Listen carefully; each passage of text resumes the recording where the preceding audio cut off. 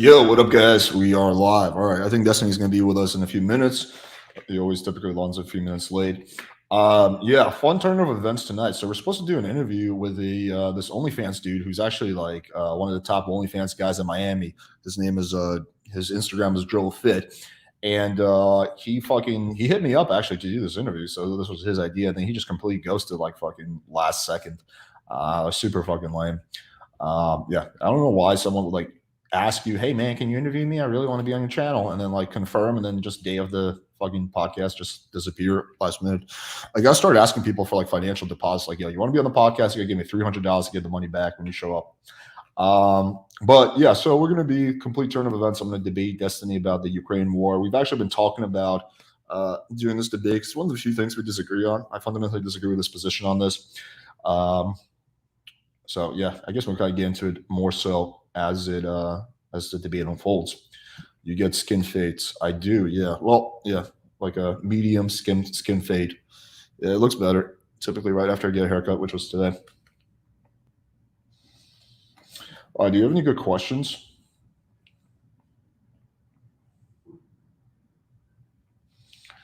Okay, I just see a bunch of bickering in the chat. I don't really see any questions. Jeez, this chat is just getting ridiculous with the toxicity.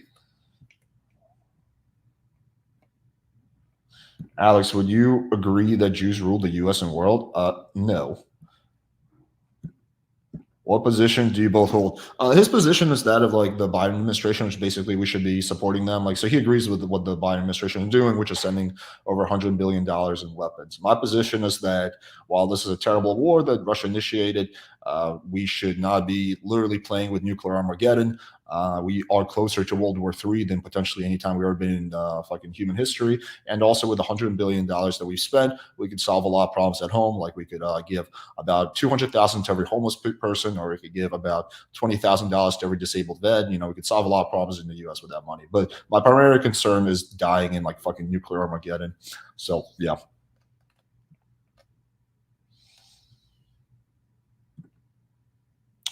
Alex, have you ever thought of hair transplant? No, I would have never thought of that. Oh my god. Who could have seen this coming? Me getting a hair transplant.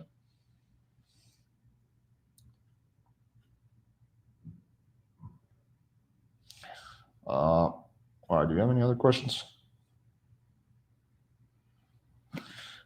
I had to realize I was a narcissist. I had to fix that before talking. One, thank you so much. Anyway, I can donate to you. I mean, you don't have to. If you want, you can like super chat me or something. Uh,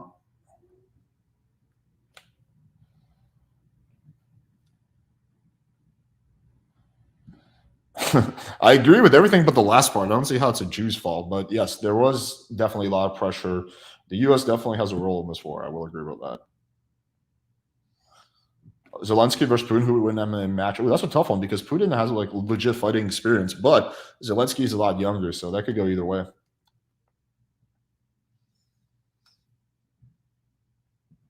What age would you say you got a good game? Mid early 20s.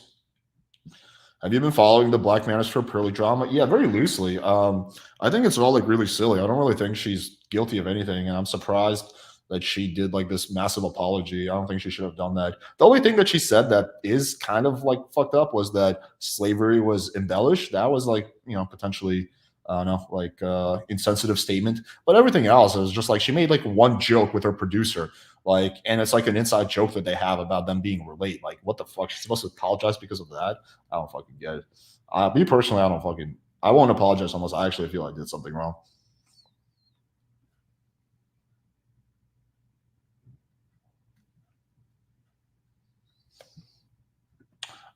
Do you think Natty will push monogamy at some stage? No, I don't think so. How much should be used for each homeless? Well, I don't. I'm not actually saying we should give the money to the homeless people. I think there's better use of that money. I'm just saying we could, in theory, like if you care about ending the homeless epidemic, we could take every single homeless person and put them in like a semi decent apartment. Like we have $200,000 we can dedicate to every homeless person. But yeah, I'm not saying we should actually do that. By the way.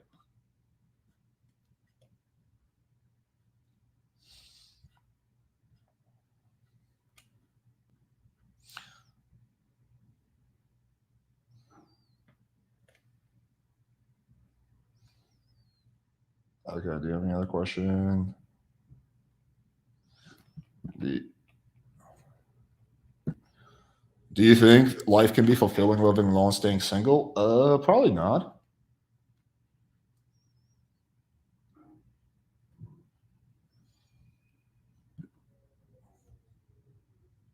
I kind of agree with that.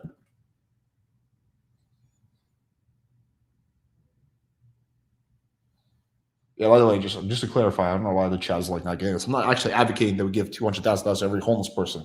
I'm just pointing out the irony of like sending a lot of money overseas when we have like real issues in the U.S., like a whole bunch of other things, like people who have massive amounts of medical debt, middle class who can't afford to like like fucking pay its rent, like yeah, like just a whole bunch of real issues that happen here.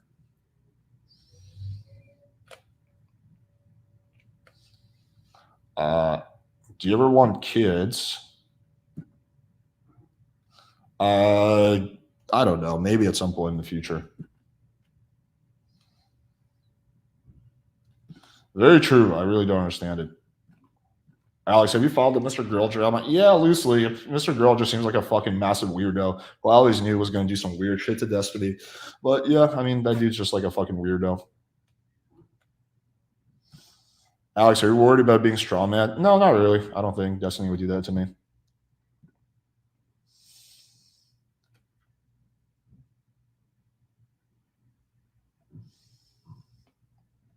What do you think is the solution to medical debt against free healthcare? I think the solution to, I mean, dude, I mean, this is a very, very complex issue. I would say that it needs to be a multifaceted approach. We need to allow insurance companies to sell across state lines. I think that's important. I think there should be a U.S. government public option that would make, I think, private insurance companies be more competitive. I think we should incentivize doctors, and we should incentivize doctors to be like, like not plastic surgeons, which is where the incentives are right now. I think we should allow nurse practitioners to have more ability to treat patients. I think that we should not burn out doctors so much during the whole medical school process, but they have to work like 20-hour days. I think that, if you are getting good grades in medical school, the government should probably pay for like part or if not all of your medical school system. So yeah, I think it's just a combination of incentives that we could do, but we're never going to do that.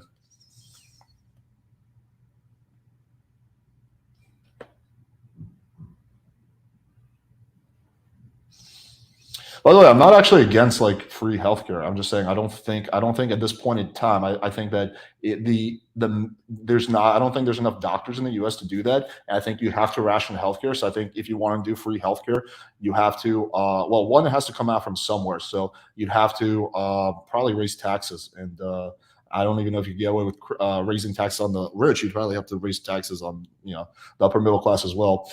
And number two is that you need to have more doctors in the system. But yeah, I'm not actually against like universal healthcare in principle at all. I prefer the public option alternative though. I think that's better. When's the next infield or real world video planning? Uh, Pretty soon probably.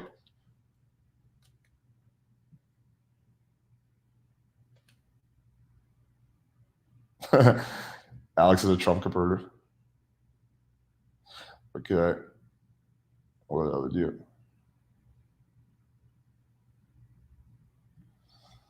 Off topic. Off topic. Apart from Schwarzenegger, who are the other guys you admire? Oh shit. I don't know. I admire like anyone who does something that's like tough under pressure. So Gorbachev, probably him. Um, I mean, kind of cliche, but George Washington would be another person. Um, yeah, I mean, there's like I mean, Richard Branson, I think is a pretty interesting guy. I think Elon is generally a pretty cool guy, although I disagree with him about some things. So yeah, I don't know. I think there's a few.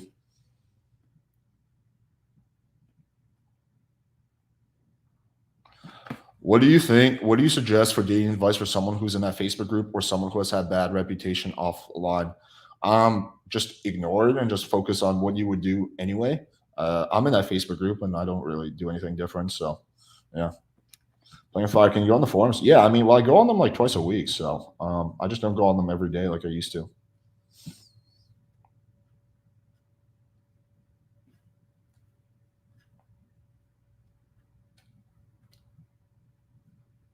What did Austin say about the competition? He hasn't responded yet. Yeah. Also, no, guys, please don't spam the chat. Like, we are going to like crack down on that a little bit more. So the first thing we'll do is we'll give you a warning. But if you're going to keep spamming the chat, like, we will put you in a timeout. Why did you try to use the gay line in your call chat video? Women love gay guys. If anything, help. We thought it would be funny. Do you admire Ross Jeffries? I don't think I admire him. I think he's an interesting person. Did Zerka and Malik ever go on Fresh and Fit? Not that I know of.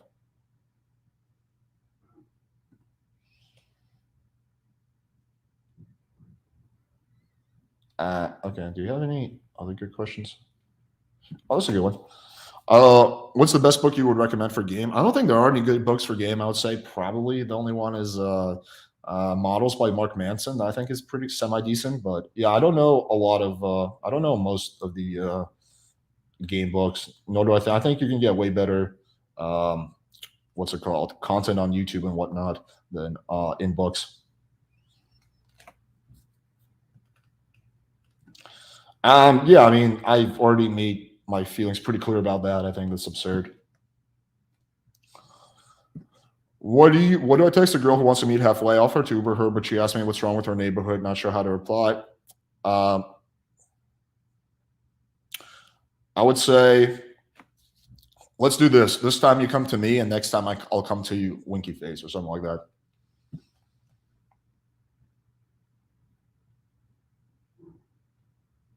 Would I date a single mother with 1-year-old child, Alex? Probably not. But I mean, I would hook up with her and maybe be like fuck buddies. I don't know if I would date her though. Seems like that would be tough.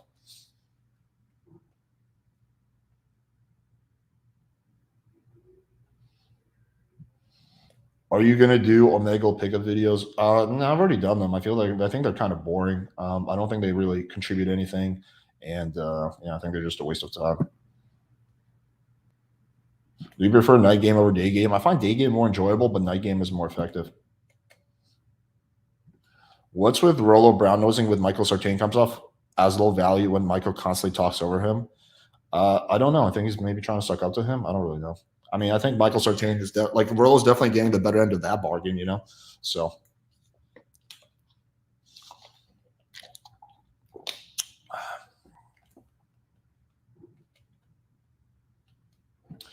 Oh, I said I was going to release. Yeah. Okay. So I wasn't talking about live stream. I said I was going to release it. The problem I've been having is that honestly, is that I'm banned off of Omegle. I've even paid for a VPN service and I can't get back on. And then have been able to use like Monkey app or whatever on my computer, but the quality on there is so poor that like I'm like kind of embarrassed to release a video of me picking up a bunch of like 2s and 3s. So then that leaves us with Azar, which is like okay, but I haven't been able to do that on my computer. We tried even setting up like an emulator. So my next course of action is to use my roommate's PC, set up an emulator on there, and run Azar on there. But it's not like my top priority video right now. But yeah, I'll probably do it at some point.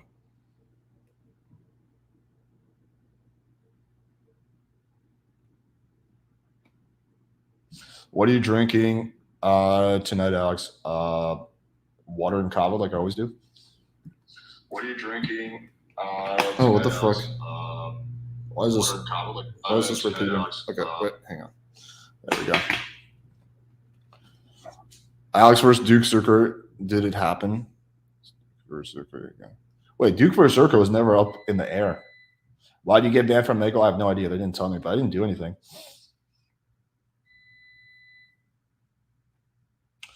Alex, how do I approach a group of girls at the bar? I have actually a video demonstration of that, so you can just check that out. Where did you rank Sartain in terms of game? I don't know. We're talking about cold approach or social circle. When it comes to social circle, I'm sure he's like at the very top. When it comes to cold approach, I need to see him do an approach before I could evaluate. I've never seen him like doing like infield, so I don't know. Have you seen Alvin Preach's video about Charles White? Yeah, I thought that was like really weird. Like this dude's like a fucking certified rapist, and they're like kind of just like giggling with him. I don't know. I thought that was like a pretty poor move on their part to, I guess, bring him on. Where are you going to just debate more pastors? Those are the best. Oh God, hopefully not for a while. Those are like super annoying. I really hate doing religion debates. Those are my least favorite type of debates to do, probably. No, I don't think he bailed. I just think he's running late. I think he's probably arguing with someone else, and he'll come on when he finishes.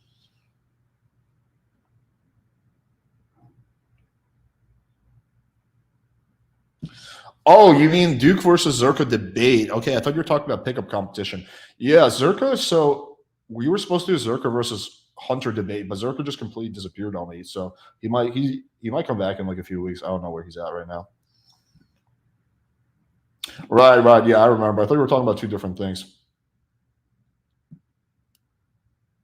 Yeah, I don't know. It depends. Whenever Zerka gets back to me, we can start setting it up.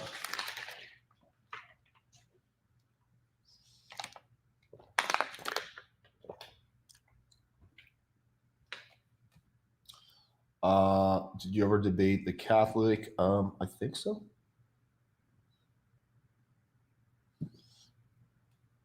Yeah, and there's a big difference. Oh my god, sometimes people are so dumb. Okay, there's a massive difference between like getting into rape role play and like sexualizing and shit like that, which I saw that as kind of seemed to me like kind of like role play, like versus like actually like bragging about raping girls. Like they're not the same. And for the record, I'm not like a big Andrew Tate supporter either. So yeah, I don't know how those are like not could potentially be the same thing.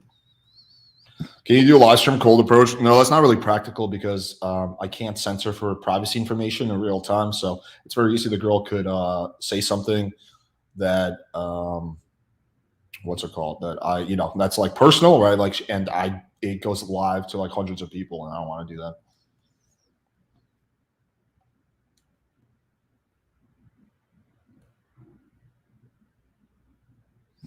Why do you change your mods on having kids to maybe from no recently? My whole I've always been like at maybe like I don't know what I'm gonna want in 10 years. Maybe yes, maybe no. Did Andrew Tate respond to your text when you texted him when he got out of jail? Yeah, he did.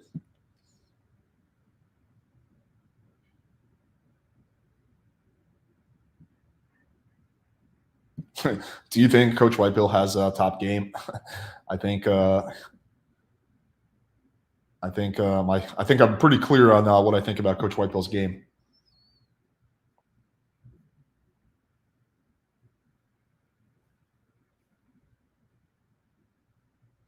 Why don't you have SJW debates? Because none of them have actually been hating on me as much recently. I went through a wave on TikTok where there was a bunch of SJWs coming after me, and then they just kind of dropped off. Honestly,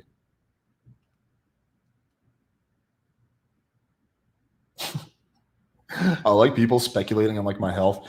I think he has a deviated symptom, which would relate to his breathing and is probably causing sleep apnea, which he has trouble sleeping. I definitely do not have sleep apnea, but appreciate the concern.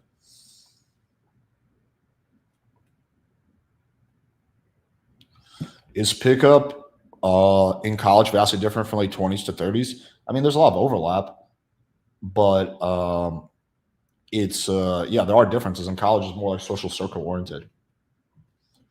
Did he? No, no, no. Me and Eden did not hook up. We did not do anything sexual. It's purely professional. Would you rather be attached to the hip to the far right religious people or far left? Oh God, I don't know. Both of them sound like really shitty options. Is there a difference between sexual attraction and romantic attraction? Generally, yes.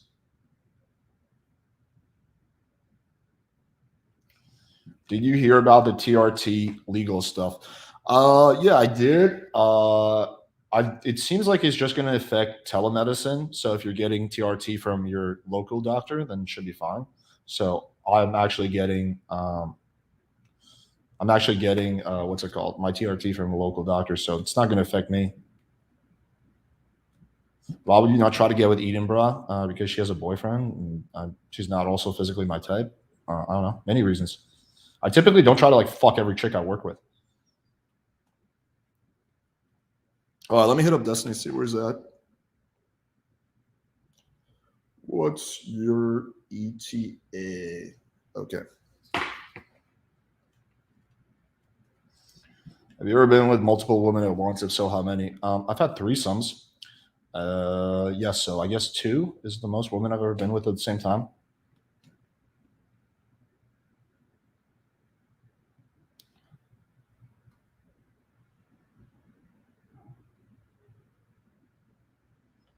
I was basically saying he's not Destiny as Destiny. Destiny definitely does not fuck every girl he collabs with. That's one of the dumbest thing I've ever heard. He fucks some of the girls he collabs with, definitely not every girl. I would venture to say the majority of girls he has collabed with, he hasn't fucked.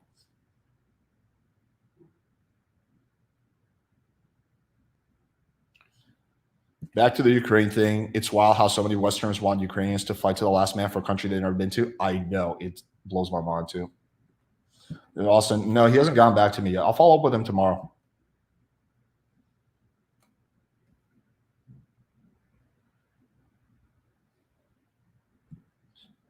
Tips on how to warm up your girl to the idea of a threesome. I don't know. I would say, I mean, I have a video on this, but I think I would first ask her if she's bi, and then if she's thought about being with a girl. If she says yet, if she says yes, then I would just basically say, okay, well, we should try that together. But yeah, it starts off with finding out if she's into girls in the first place.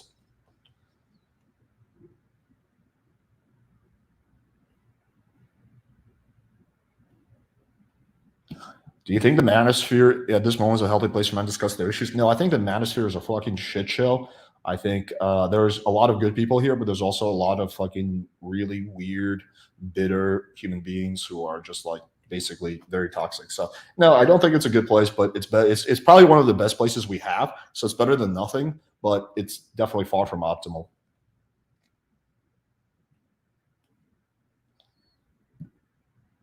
At what point is it good to consider being exclusive with a girl after how many dates, meetups? That really just depends on you and what like whether you're looking to be in a exclusive relationship or not, and what you want. I don't think there's any like hard number, but it should be at least a few months. I would wait at least a few months, but yeah, whether it should be a few months, a year, or never, it really depends on you. Did DRT increase your sex drive massively? Was it a slight boost? I would say more of a slight boost. Is threesomes your thing? They're fun. I wouldn't say they're like my main thing though. Is Alex pro Russia? I'm not pro Russia, by the way. I'm just like anti nuclear Armageddon. But yeah, like I'm fully willing to say like Russia is like fucking carrying out illegal war. There's massive human rights violations. There's massive war crimes and all that. The question is like, what do you want to do about it? Do you think it actually belongs to the master? I mean, that's really like I don't know. It's not really a question that can be answered. That's like I think there's a lot of people who don't belong in the manosphere, but they can, it's a free country, it's a free internet. They can do whatever they want.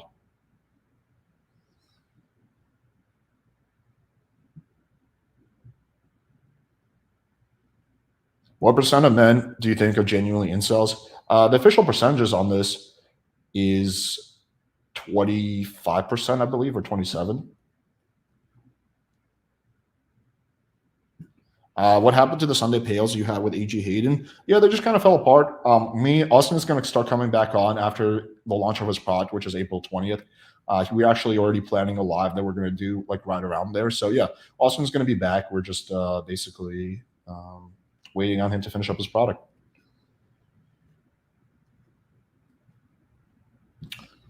Would you hook up with Malik? No comment.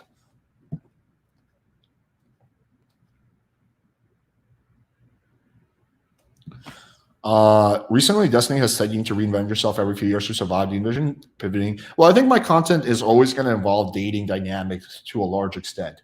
I do think that I'm going to probably keep doing exactly what I'm doing now, which is like 70% dating, 20% general manosphere, and 10% other.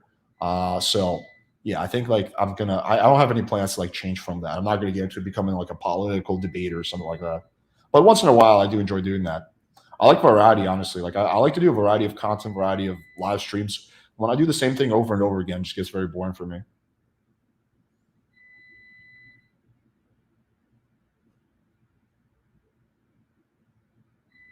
Do you think getting my test checked by a primary doctor is a bad idea? I think getting your test checked by any doctor is a good idea.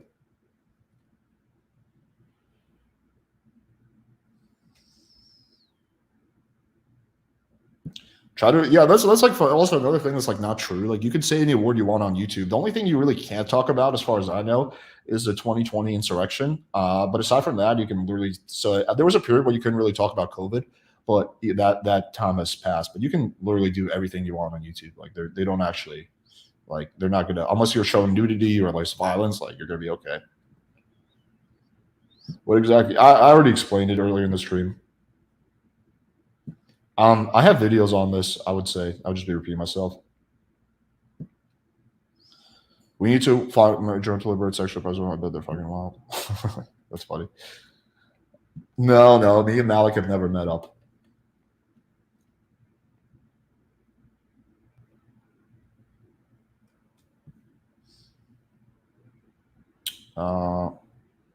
Also have.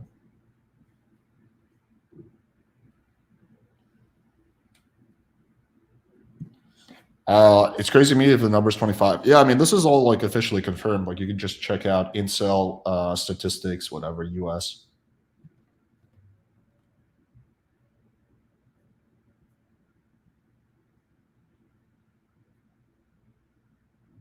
That's actually not true. I do every single thing that you can get shadow banned for, and I've never been shadow banned. I use curse words. I talk about like all kinds of topics. I will say suicide, incel. I'll like use certain slurs. Like yeah, like no, like that's just again, that's like just a fundamentally not true.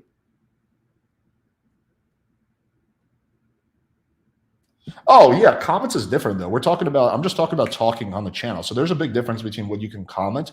Yes, YouTube will hide a lot of comments, but that's different than them like shadow banning my stream because I said certain things. What religion do you like the most? I think all religions are relatively dumb. I don't know. It's like asking me, do I like to like do? Would I want to eat shit, or do I want to eat like fuck? Do I want to eat dog shit, or do I want to eat cat shit? Like they're both like really bad to me.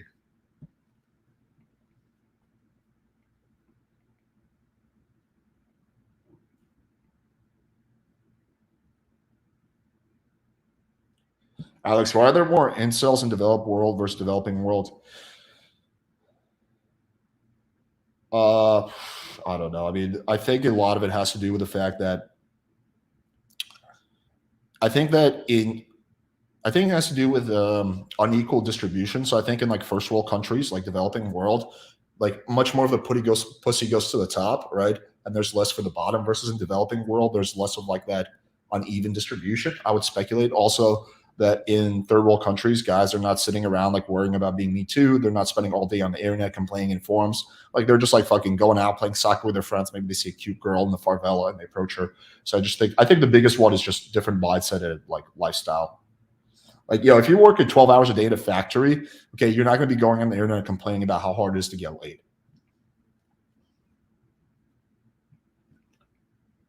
I think it's just going to keep going up and up. So I think it's just going to go higher. Do you have any goals for the business lately? I want to hit 1 million subs sometime within my lifetime, within a year or two. So yeah, just growing the channel as much as possible.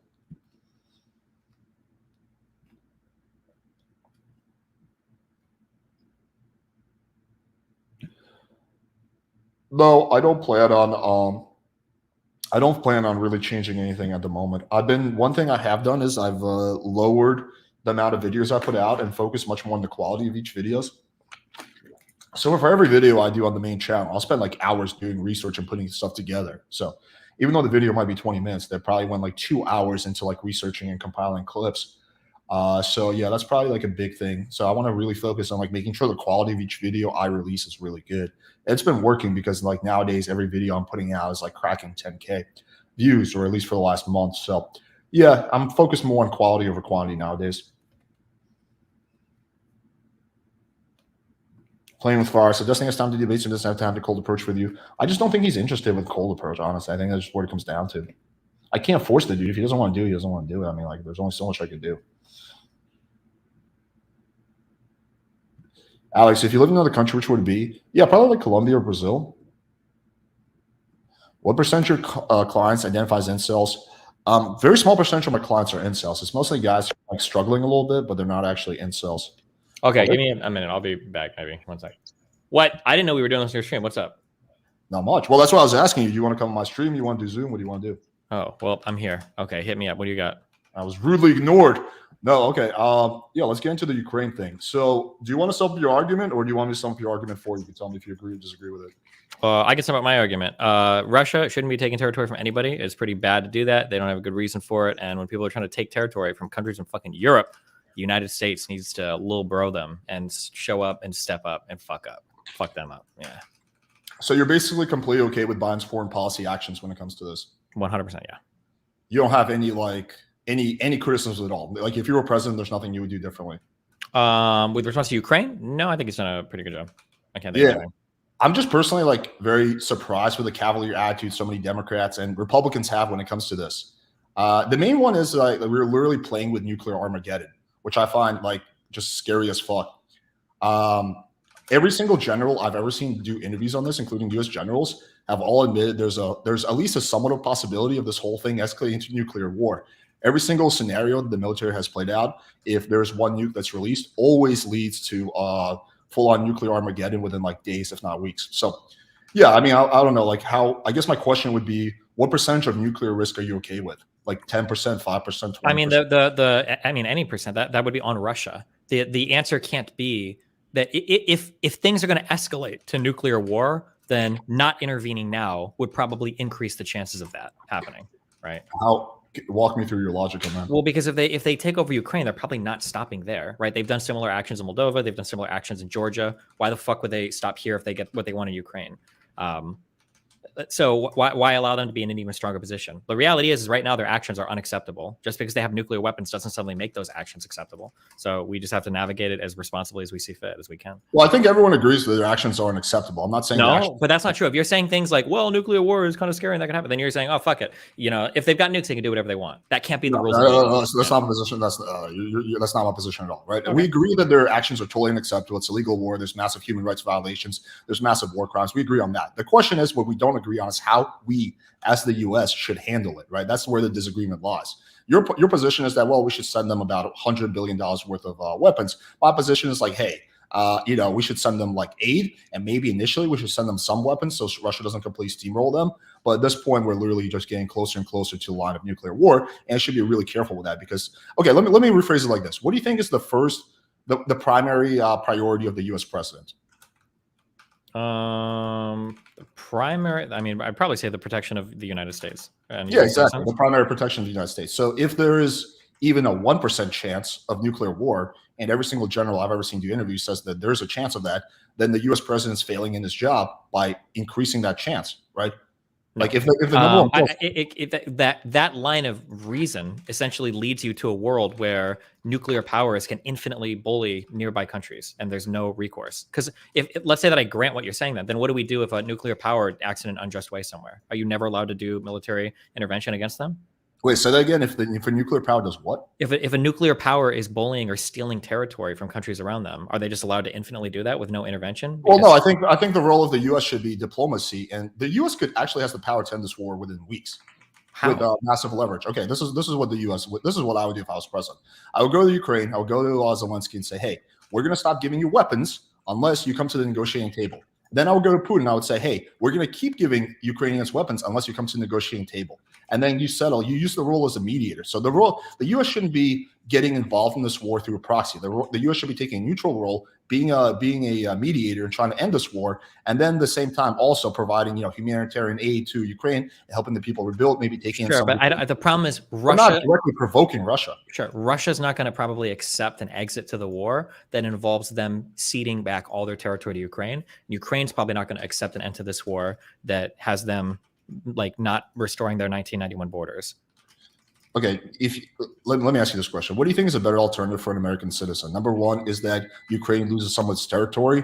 Number two is that there's nuclear Armageddon and everyone dies. Like, which one of those? Those aren't the only two options. They could take over Ukraine and there could still be a nuclear Armageddon afterwards, right? But we're talking about odds. Like, why would there be nuclear Armageddon? Sure, we can go odds. Why are we only considering Ukraine? What if they want to fuck with Poland next? What if they look to NATO members next? Or what if they look to the other non-aligned countries around Ukraine? Well, after this war, that's insanely unlikely that Putin is going to venture into a NATO country. Not into a NATO one, but what about unaligned countries? Like, there's about Moldova. There's one of the few, and then Finland is just joining NATO. So there's literally like Moldova left. I mean, there's Eurasian territory as well, right? Like they did the same thing in I don't know. Well, first of all, oh, hello. That wait. Your thing just glitched for a sec. Yeah, well, so that's why I'm okay with initial military. Can you hear me now? Yep. Okay, that's why I'm okay with a little bit of initial military support to the Ukraine intelligence stuff, because if Putin bulldozed through Ukraine, then there's definitely a chance he could have gone to another country. But at this point, Russia has been humiliated. Russia has been bankrupted. The Russian military Yeah, is but only literally on the because of verge how decline. aggressive. Putin, Only because of how aggressive the U.S. help has been so far, though. right? Right? Yeah, that's something that's contributed to it. But at this point, what we're getting at is basically Ukraine is slowly starting to take back territories, right? And it's going to get to a point, right? Especially the U.S. keeps upping up the ante and giving Ukraine more and more aggressive weapons, right? We're giving them tanks for the first time and stuff like that, right? So we're getting pretty close to giving them like the most significant of weapons, which Yeah, would be but like I understand what you're saying. Okay, hold on, wait. Your rationale right now is that we should stop doing what we're doing because it might escalate to nuclear war. Correct? Yeah, we should instead be the mediators. Yeah. Now we agree though that Russia is the instigator, right? Yeah, of course. Okay. Why wouldn't Russia, if we use this rationale, just invade Poland? Because that's a NATO country, and because yeah, but who Russia cares? If we do anything, it'll escalate to nuclear war, and we don't want to do that, right? So we should just give them Poland, right? Because why would we intervene at all? It would escalate to nuclear war, even if Russia's the aggressor there, right? But that's a red herring argument, because Russia, the chance of Russia invading Poland is like close to zero. People like thought Russia, the chance of them invading Ukraine was close to zero. No, everyone knew that this was going to happen. This was not a secret. No, hold on. That is not true. It was highly controversial in the days, weeks leading up to Ukraine. Even the own Ukrainian president, when the U.S. was releasing intel saying there was going to be invasion, people didn't know. Putin had been threatening this invasion for years. It finally did happen, but it was still controversial. Like not everybody knew. Okay, it was controversial, but it wasn't out of the blue. I mean, Putin fucking. It wasn't out of the blue. I agree. Well, Putin invaded Crimea in 2014, right? So he had a history of invading Ukraine. He's been talking about it. He's been constantly threatening. He's saying, "Hey, this is my red line," and then he finally did the thing that he was promising for a decade. The thing for that 8 years, a decade, 8 years earlier, right? No, he's been talking about this forever, dude. Like he's constantly talking about the need to prevent Ukraine from joining NATO. Sure, I'm not. This is not that big of a surprise for like American intel. Like I saw there was an interesting podcast with this. I forget what his name is, but he's basically a policy whatever. People didn't think he was going to invade Crimea, right? No, like every single person who studies this stuff, foreign policy, wasn't really surprised that this happened. This is something. Okay, we have a guy who's been talking about doing something. He kind of does it, and then he finally does it. I understand what you're. This is okay. I don't know if I want to dig back to sources. I did a lot of research for the Ukraine shit. What you're saying is not true. There were a few people that called it accurately, and there were other people that said there was no way that this invasion was going to happen. The foreign policy experts were all over the fucking board on whether that invasion would happen or not, and that was after Crimea. Crimea was even more unexpected. But the whole Crimean invasion, like, holy shit, like they went and they stole the peninsula. That was wild. But so I don't think that it's like, I don't even know why we're arguing this particular point. But well, okay, whether it was expected or not, I think is not even that, is kind of a side tangent. We can agree to disagree on that. But the point I'm talking about is, okay, let me rephrase the question like this. Sure. Do you think it's more likely that this current line of direction we're going in, which we're basically progressively giving the Ukraine stronger and stronger weapons, is going to lead to nuclear war? Or do you think it's more likely that us not giving them weapons, right, and Russia basically coming to a standstill and eventually having to negotiate with Ukraine, and then I guess somehow invading Poland is more likely to lead to nuclear war? I mean, one of those seems to be, I'm not saying there's zero chance. There's always a theoretical risk. I think that defending Ukraine is less likely to lead to nuclear war. I think I think defending Ukraine is less likely to lead to nuclear war. I think showing Russia that they can steamroll other countries and steal territory from them, I think it weakens U.S. leadership. I think it makes us look weak, and I think it weakens the trust that NATO countries have and even our ability to defend other countries. I understand that Ukraine is not a NATO country. It's hard to imagine that Russia would ever attack a NATO-aligned country. However, I mean, like, if we're going to use the argument, if Russia knows that the United States isn't going to intervene in Ukraine because then that might mean nuclear war, why wouldn't you make that same argument for every single NATO country? Well, right now, Russia is completely fucking depleted. They're not going to be going into any more wars for a decade. Yeah, you keep saying that, but you say that after you said Biden has made missteps. The only reason they're completely depleted is because we've been so aggressive in our support for Ukraine. But I've said like 3 times that I'm okay with the initial weapons aid. I'm just saying we're going way too far now. Like now we're at a point where the war's about a year in. Russia is completely humiliated, depleted. They're looking for a way out. Putin has at this point said, "Hey, I'm looking to negotiate. I want a way out." He's basically saying, "Please, For the love of God, give me an out. I just want an out. I want to make some kind of a deal that doesn't make me look like a bitch to my people, where I get like fucking executed, but I can get out of this mess because it's not looking good, right? But he should look like a bitch. Let's give him an out. Let's give him some kind of no. Why would you give him territory? That's a dictator. Because That's a rule. I That's a don't want to thing. die. I want to live. I want to at least hit 1 million subs before I die in nuclear Armageddon. Okay, I think that I don't think that we should allow a country to take territory just because they have nuclear weapons. I think it sets a bad precedent on the world stage. I think Russia should be punished very harshly for their aggression, which they are. And I think that economic sanctions. Sure. Well, but if they endure the economic sanctions for however long what they're trying to do, we can double down on that. I mean, we're not going all out with economic sanctions. We're not sanctioning American businesses who have like ties with Russia. So we can double down on economic sanctions, go harder on them, sure. Right? So I'm not opposed to any kind of like extreme economic pressure. I do think they should be punished economically, and they are being punished right now. And I think Putin's probably going to die in a few years. He's an old man. He probably has health issues, right? So I think, but just again, the goal of American government is to protect American people. And part of protecting American people is protecting American interest abroad, though, right? Like you can argue World War II is kind of like protecting American people, right? Defeating Hitler, even if we ignore the Japanese attack on Pearl Harbor. Are you pro-war in Iraq? Not really, no. Well, why? That was protecting American oil. We need oil to survive.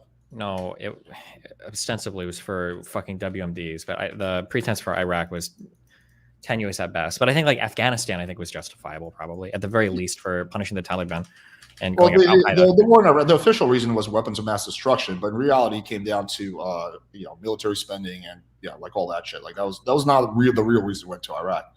I mean, I'm assuming you would acknowledge that. We weren't really worried to have weapons of mass destruction.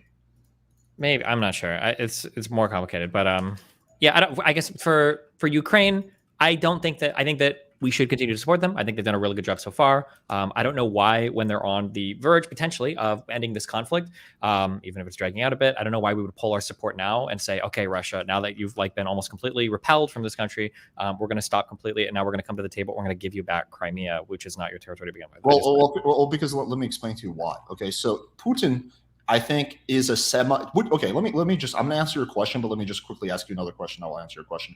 Do you think Putin is a rational actor right now, or do you think he's acting illogically? I think he's pretty rational.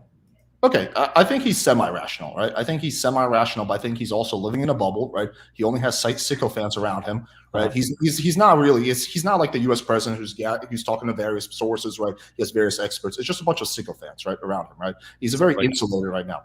So I think that Putin isn't going to jump to the nuclear option unless he has no other way out.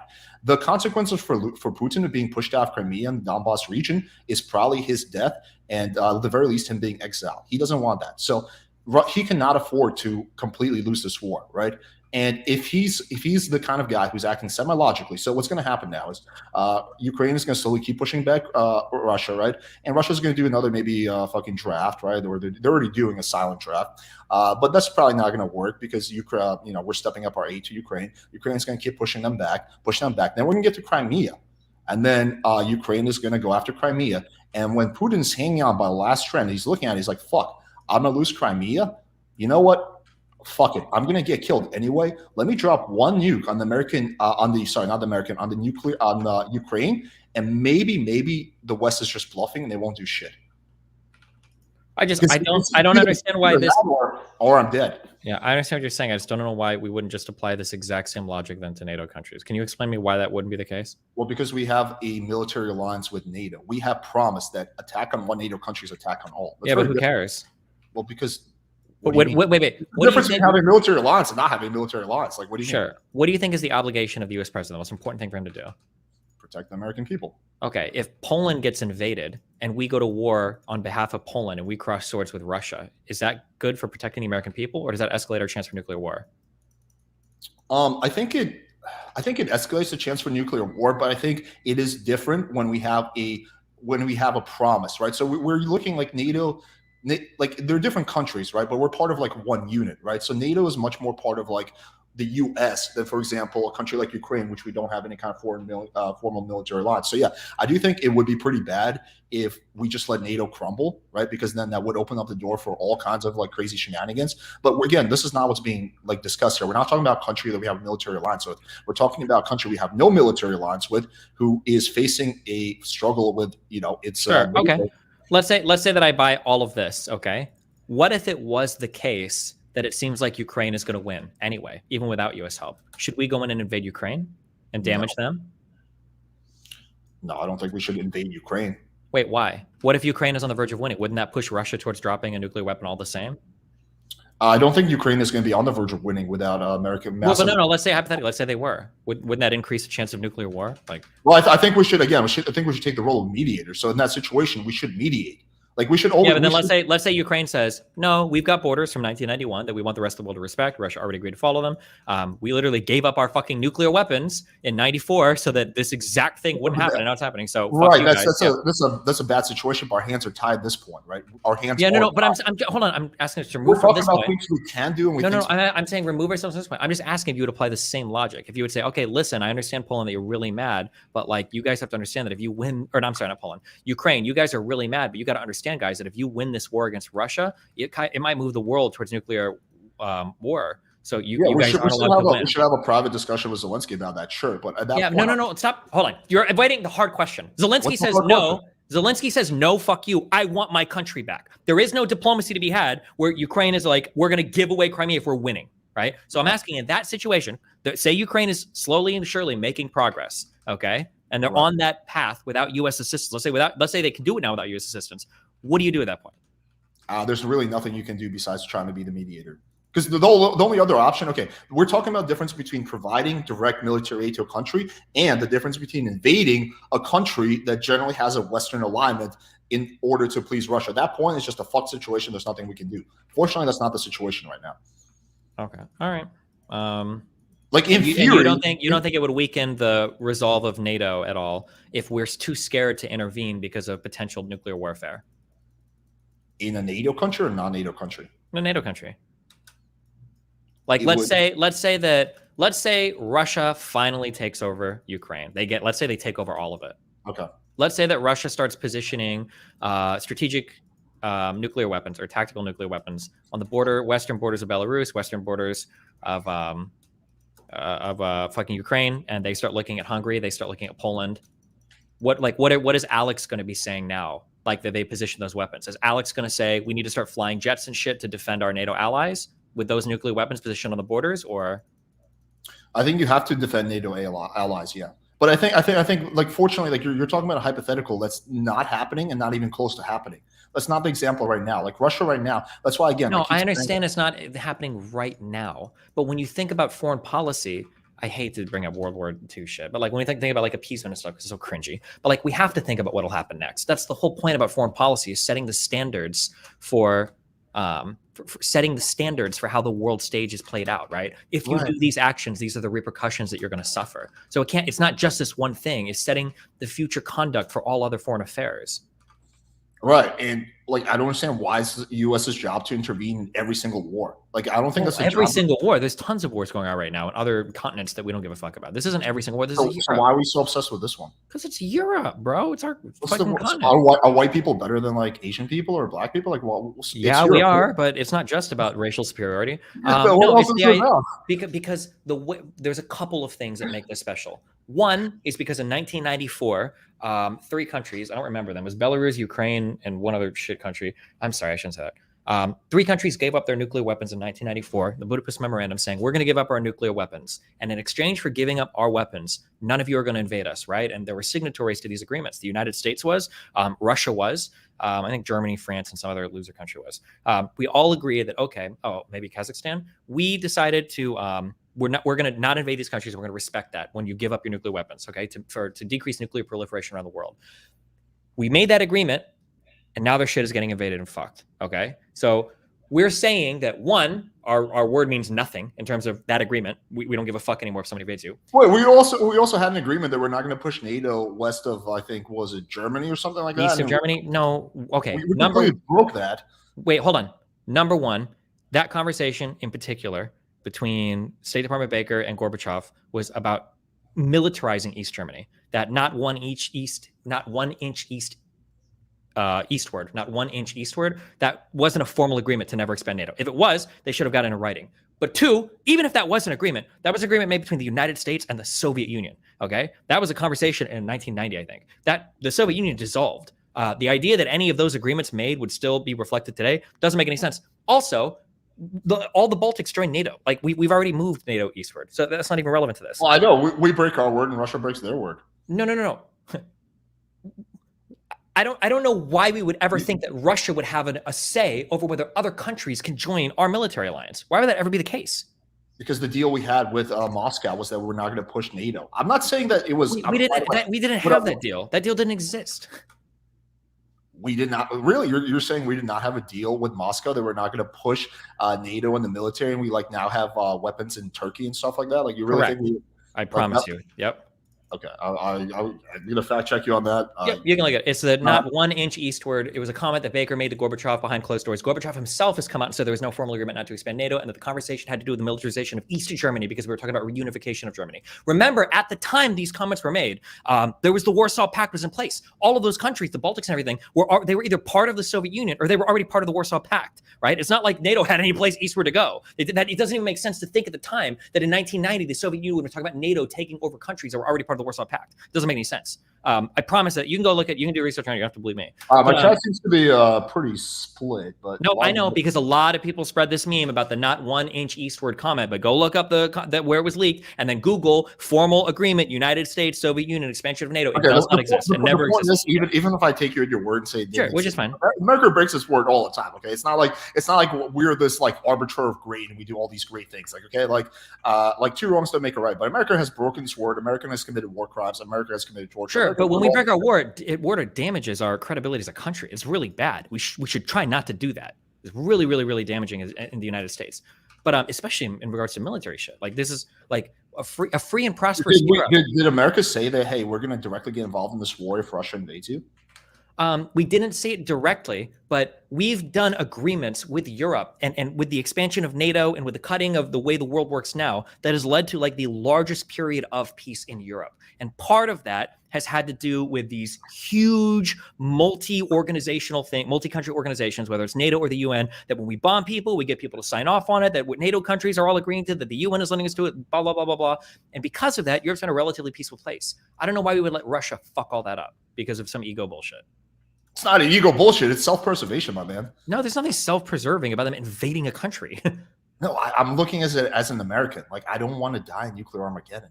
Sure, but then why defend Poland then if Russia invades? According to every single foreign policy expert, we're closer to nuclear Armageddon, World War III than we've ever been. Like we're closer. Yeah, but Russia's pushing that. Things are not good right now.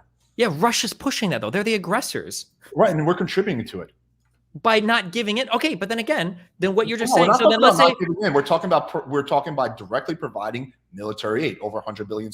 Sure, but then again, I would just ask. We're not talking about us just like standing around like just doing nothing. We're talking about literally getting semi-directly involved in this thing. Sure, but like Russia invades Poland and all your arguments are still the same. You're saying, well, it's a military alliance. That doesn't have anything to do with a nuclear war. Nukes don't care if we're allied to the country we're dropping them in or not. Like it would be the exact same argument. No, it wouldn't be because we have a formal NATO alliance. Like I think there's a big difference between a NATO country and a non-NATO country. Also, fortunately, I really don't think Russia's going to invade a NATO country. Because again, you said that Putin is at least semi-rational. You said he was rational. I said he's semi-rational. I think he's smart enough not to invade a NATO country, because that would probably be a very bad look, especially now that he has seen how poorly his military performs with a non-NATO country. Yeah, he's not looking to start beef with any NATO country. I think the odds at this point in time of Putin invading any NATO country is like less than 1%. They're insanely small. I guess at this point, yeah. But I mean, like if they take over Ukraine or if they maintain Crimea and they slowly, I mean, like they're not even close to that. They're not right now because of how much the US is helping, though. Collapse. Yeah, but like now we're in a position to arbitrate and find a peace. Yeah, but the peace, it's not peace if they hold on to Crimea. That means they conquered territory. It's still peace. They have territory, sure, but it's still peace. There's no war going on. No one played like Civilization or any like Paradox games or whatever. No, I'm not a gamer. You know. Okay. I mean, like when you're in wartime in these games, like when you go to sue for peace, you're not allowed to be on the losing team and say like, okay, well, I'm losing right now, so let's just stop the war right now, and I want to hold on to all the territory that I'm keeping. The game mechanics won't let you do that. They'll say, sorry, you're losing the war. Well, if you we're want to not have saying- peace now, you need to give away like all your land. Like if Ukraine is winning this war, I don't know, I would say to Ukraine, whoa there, buddy, time for you to slow down. I know that you're doing okay right now, but you're going to have to give up that territory that the whole world agreed that you own to Russia because they've got nuclear weapons. Okay. Sorry. Well, let me phrase it like this. What do you personally care about more? Who the Donbass region belongs to, or nuclear Armageddon? Like, which one of those is like more Both important? of those are important, but I think that one of them has to be way more important. But the thing is, all the foreign policy plays. Is way more important than I don't really care that much who controls all the foreign policy plays into itself, right? I understand. Like for instance, let's say here, what signal do we send to the world then if Ukraine falls? The signal that we send is if you don't have nuclear weapons, people can invade you and destroy you because we're too scared to fuck with them anyway. That's a red herring argument. We're not talking about it. We're talking about that is. I'm not, because again, I'm not saying we shouldn't provide them with anything. Russia steamroll through Ukraine. I'm saying that at this point in time, right, when there's hundreds of thousands of people dead, there's massive, the whole country's in shit. That maybe instead of provoking and further, like contributing to the conflict, we should just be taking the position of mediator and trying to find peace. We're trying to mediate, but Russia doesn't want to have peace right now. No. They want to hold on to Crimea. At this point, Russia wants to come to the negotiating table. You can't negotiate to keep lands when you're losing. That's not how negotiation works. Who made that rule? I don't understand. Where did it's the rules of the world. If you're losing a war, you can't say. Where's this rule written? What? On the battlefield, and it's paid for in Ukrainian blood. They're winning their war. It's their land. Any kind of deal that the both parties consent to. But why would Ukraine consent to it? Why would Ukraine consent to it? Because we're gonna stop giving them nuclear weapons. Or we're stop giving them more weapons aid unless they come to the negotiating table. Okay. All right. That would be a pretty strong motivator. Do you think if we said that they would come to the negotiating table? Like, hey, listen. No, I think Ukrainians would probably still fight. That's what I think. But okay, I don't know, maybe not. They can go through like a few months of fighting without military aid and U.S. military aid and U.S. intelligence, and then I think they will quickly change their tune after that. Literally, the big reason they're winning is U.S. intelligence, right? Like, if they don't have that, like they're not going to get that far. Okay, sure. I guess like my question would be like this. Okay, like. It's going to be a two-part question. What do you currently, as things are, the way things are going, what do you see the potential risk of nuclear Armageddon? Like, what would you put it? Or let me rephrase that. What do you see the potential risk of a nuclear bomb being used? I think it's pretty low. I don't think it's going to happen. But who knows? Anything can happen. Just like try to put a ballpark it. Ballpark, I would say less than 5%. That'd be my hope, guess. Okay. I hope you're right, but I feel like because like a nuclear weapon being fired, there's several stages of authorization for this to happen. It's not like Putin himself is launching the nuke. Like we've come close to nuclear Armageddons in the past, and people have stopped from doing it. I don't think it's going to happen overnight. No, dude, that's the thing. Russia doesn't work like the U.S., right? In the U.S., like I think if like when Trump was in office and he just had a crazy notion to like bomb like fucking Iran, like the generals would not actually follow through on that. Russia doesn't work that way. All the people who are at the top of the Russian military are people who have proven loyalty. So in America, we reward competence when it comes to the military, generally speaking. In Russia, they reward loyalty. Competence doesn't matter, which is why so many of their top generals are completely competent at their job, right? Because their only qualification is being loyal to Putin. So if Putin says, let's launch a nuke, right? There's no checks and balances. The nuke is getting launched.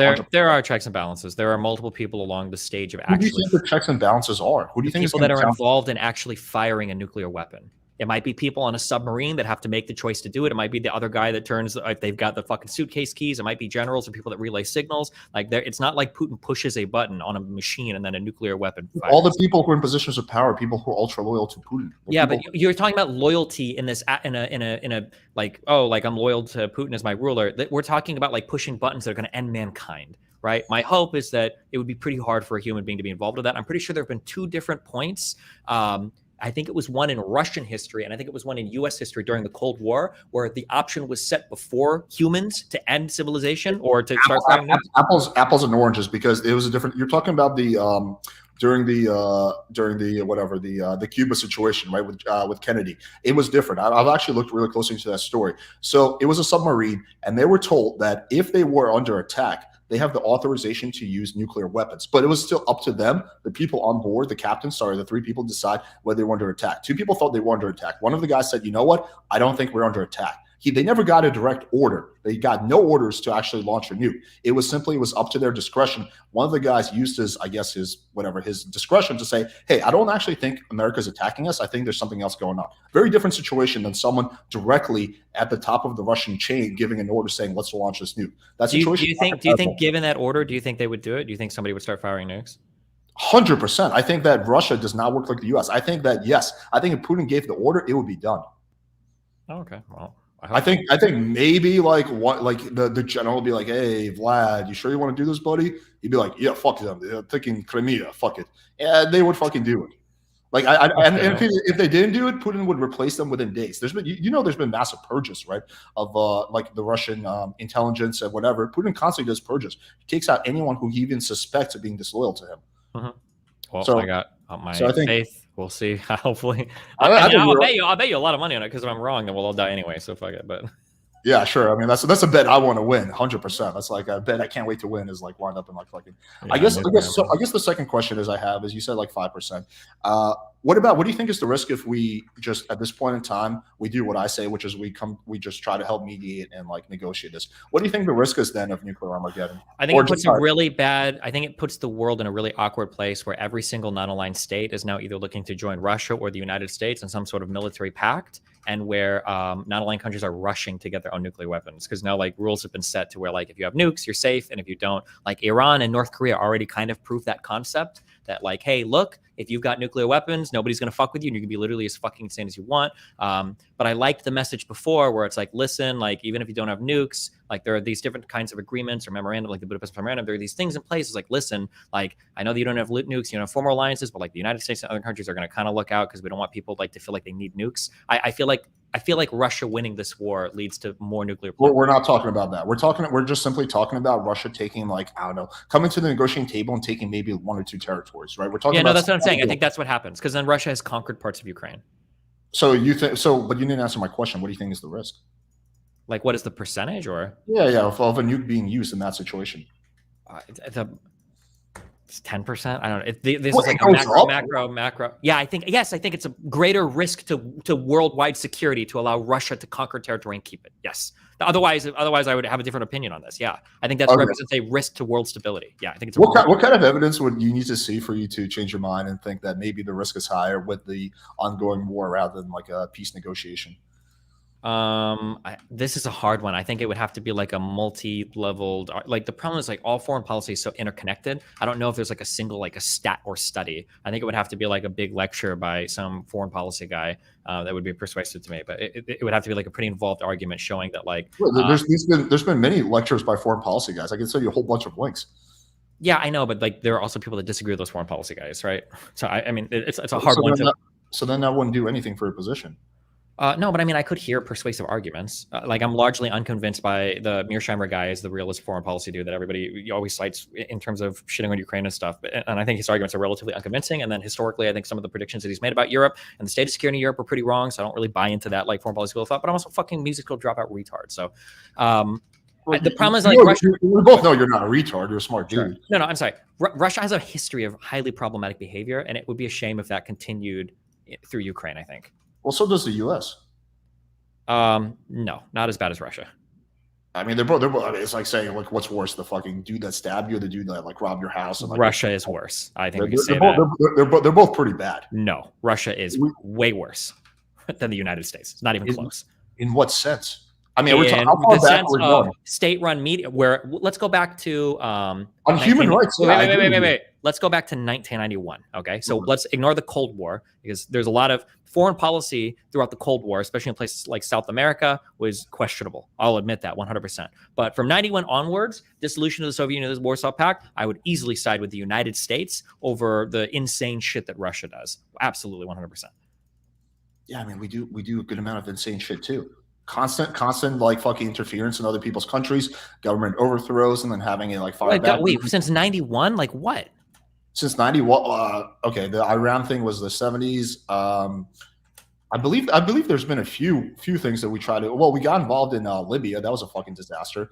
Libya. Gaddafi was so fucked. Even China abstained from voting to prevent the.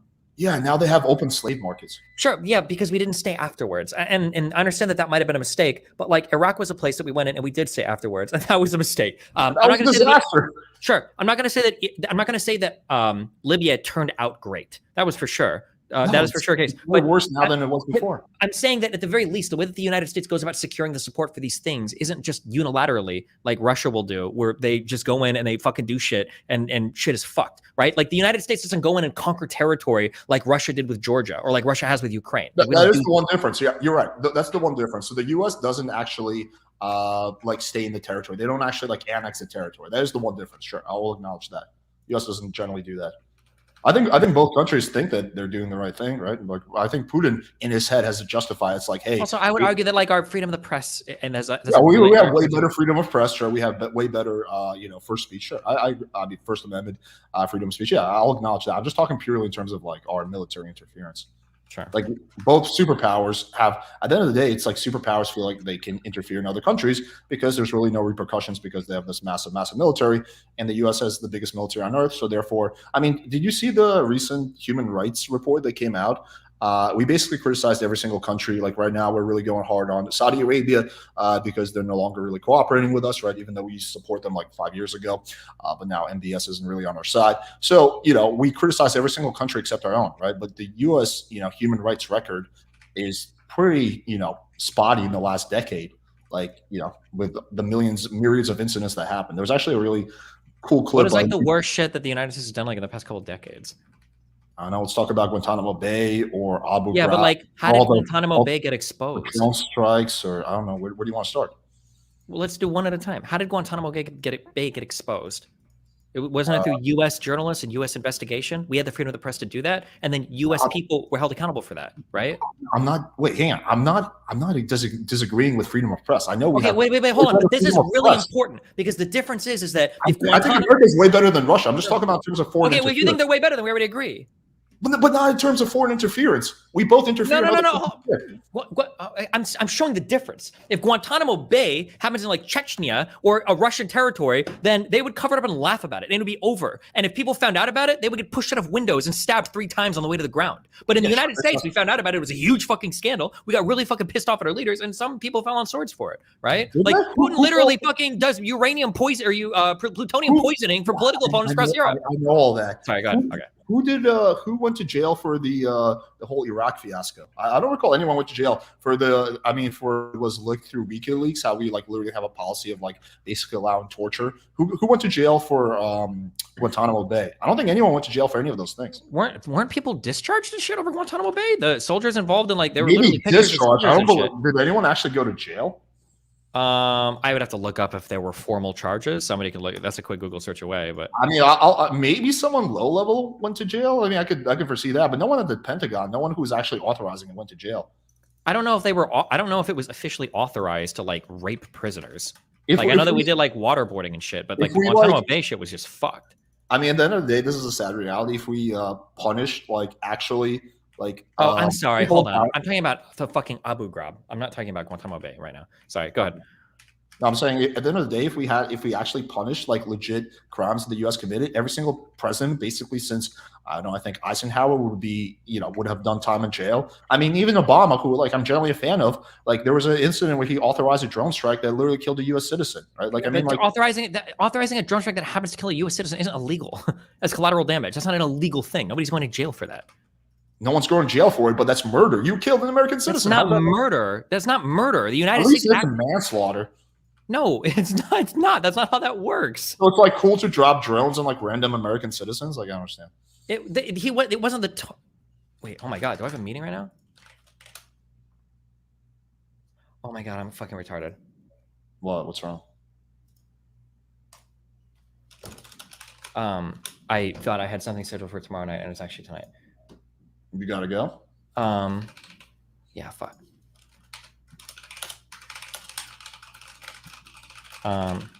Wait, let me make sure. Shit, you type so fucking fast. You're going like 150 words per second. I am like 175. Okay. Jesus Christ. Fuck, I thought this meeting was tomorrow. I have it on my schedule for tomorrow. Oh, fuck me. You guys see it as I'm winning this debate, Destiny. Just as a meeting. exposed. I'm just kidding. Okay. Hey, listen. So what's going on? Can you stay or you have to go?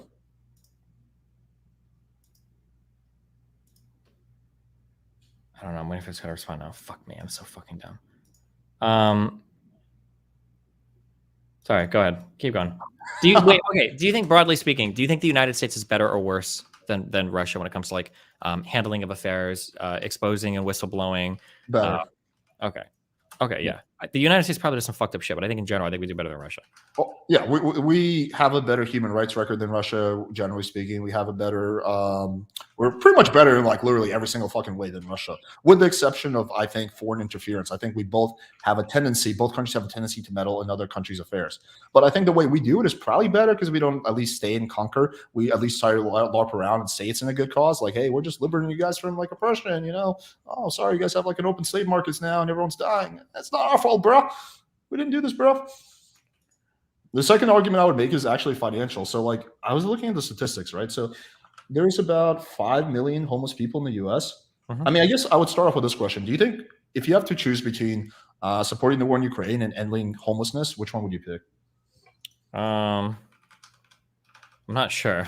That's a hard one, but our budget doesn't really work that way. So, I mean, well, just you're the president, you're the fucking dictator of the US. Which one of those is more important to you? I feel pretty strong about the foreign policy thing, so it'd probably be the war in Ukraine would be my guess. But really, rather than helping American people, really? Yeah, I think so. Our foreign policy is really important. I think in a roundabout way, it does help American people. That the United States is like the fucking like the signaler across the world for freedom and shit. As cringe as that is. Damn, dude, I think you gotta renounce your liberal badge and jump on the neocon bandwagon.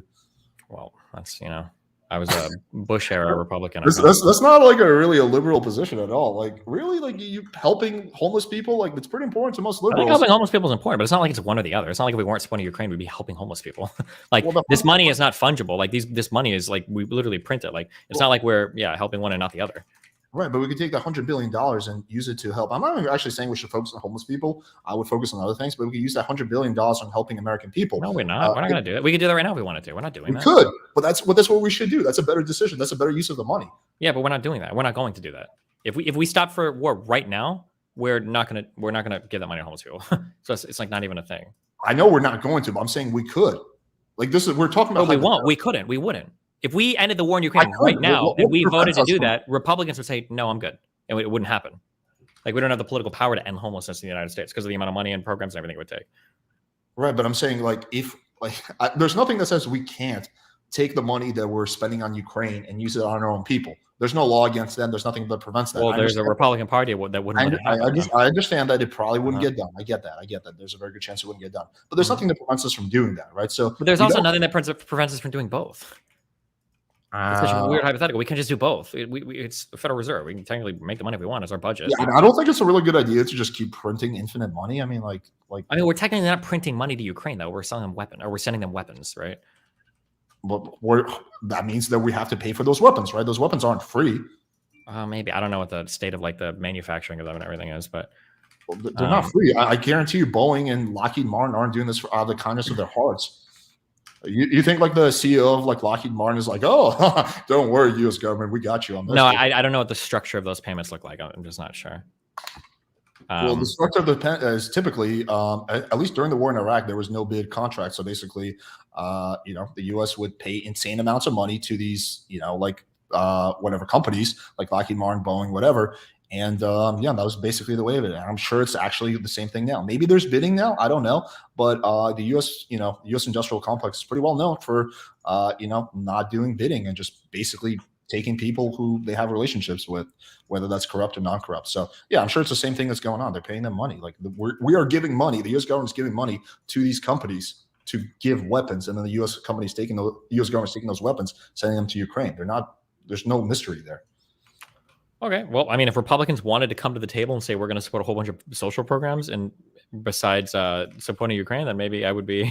Maybe I'm not against supporting social programs. By the way, I'm not like a Republican by any stretch. Sure, I'm just saying that like the people are acting like the money is like fungible. Like if we don't support Ukraine, we could support these social programs, but that's just not the case. We're not supporting the social programs because we've got politicians that don't want to. It's not because we don't have the money for it.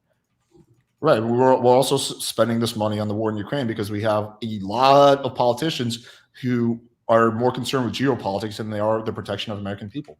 Yeah, but I think geopolitics is part of that.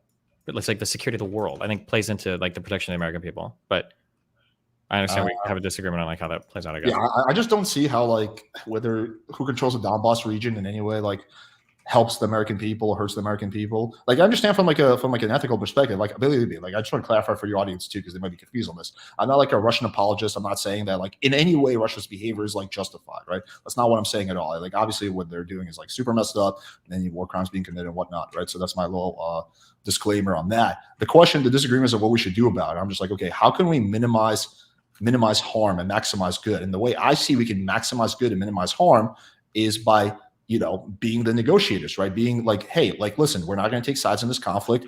We think what you're doing is fucked up, but we're not going to actually directly support this. What we're going to do is we're going to try to help mediate this. Yeah, I understand what you're saying. But I would take sides in this conflict. There's one side is clearly an aggressor, and I don't think I would be comfortable with a solution that has them ending up with conquered territory in 2023. That just seems a little wild to me. But why would you care? There's a whole bunch of countries that take countries from other people, like other countries all the time. I don't think that's in Europe. That hasn't been true for 30 years. That's exceptionally rare. I still don't understand why it matters. Like, I mean, the only possible argument I could see why it matters is because, hey, my ancestors were from Ukraine, and that's kind of like upsets my Ukrainian roots. But like, if you're like someone who's not really identified with Ukraine, I understand why the Europe thing really matters. Because Europe has been so secure and peaceful. Like there were so many people that were worried. One, a lot of people were worried after World War II that World War III was coming, and then two, people were really scared when the collapse of the Soviet Union happened. Like, holy shit, huge power vacuum, weird unipolar shit. That like, oh my god, like everything is gonna get fucked for security in Europe. And for the most part, Europe's actually been really chill. And it'd be sad if this ushered in a return to an era of a Europe that was constantly at war with itself. Because holy fuck, Europe has a fucked history of constant wars, sure. Especially during Cold War time periods. Like there's so much shit going on. Yeah, I mean, most continents do. But why is there a difference between whether there's turmoil in Europe and turmoil in Asia or turmoil in South America? Because I think Europe are closer allies to the United States. Historically, we've got people from there. Worldwide, it's just we have closer alliances. But also, you say that, but our alliances in Asia are really important too. Japan and South Korea are very close friends to us. That's why we have a really keen interest in what goes on in the Southeast Asian region and those seas. That's why we have a big interest in what goes on with North Korea and their relationship with South Korea. Like we have allies there too that are also important. But I mean, like if China, I mean, like the Taiwan question is going to probably be coming up pretty soon. In terms of foreign policy as well. And perhaps how we let Ukraine play out is going to dictate how China plays out with Taiwan as well, maybe. Well, what would you do in that situation? So China invades Taiwan tomorrow. I haven't read enough on the history of that region yet to have a strong opinion on it. So I don't have a strong opinion yet. But why does the history matter that much?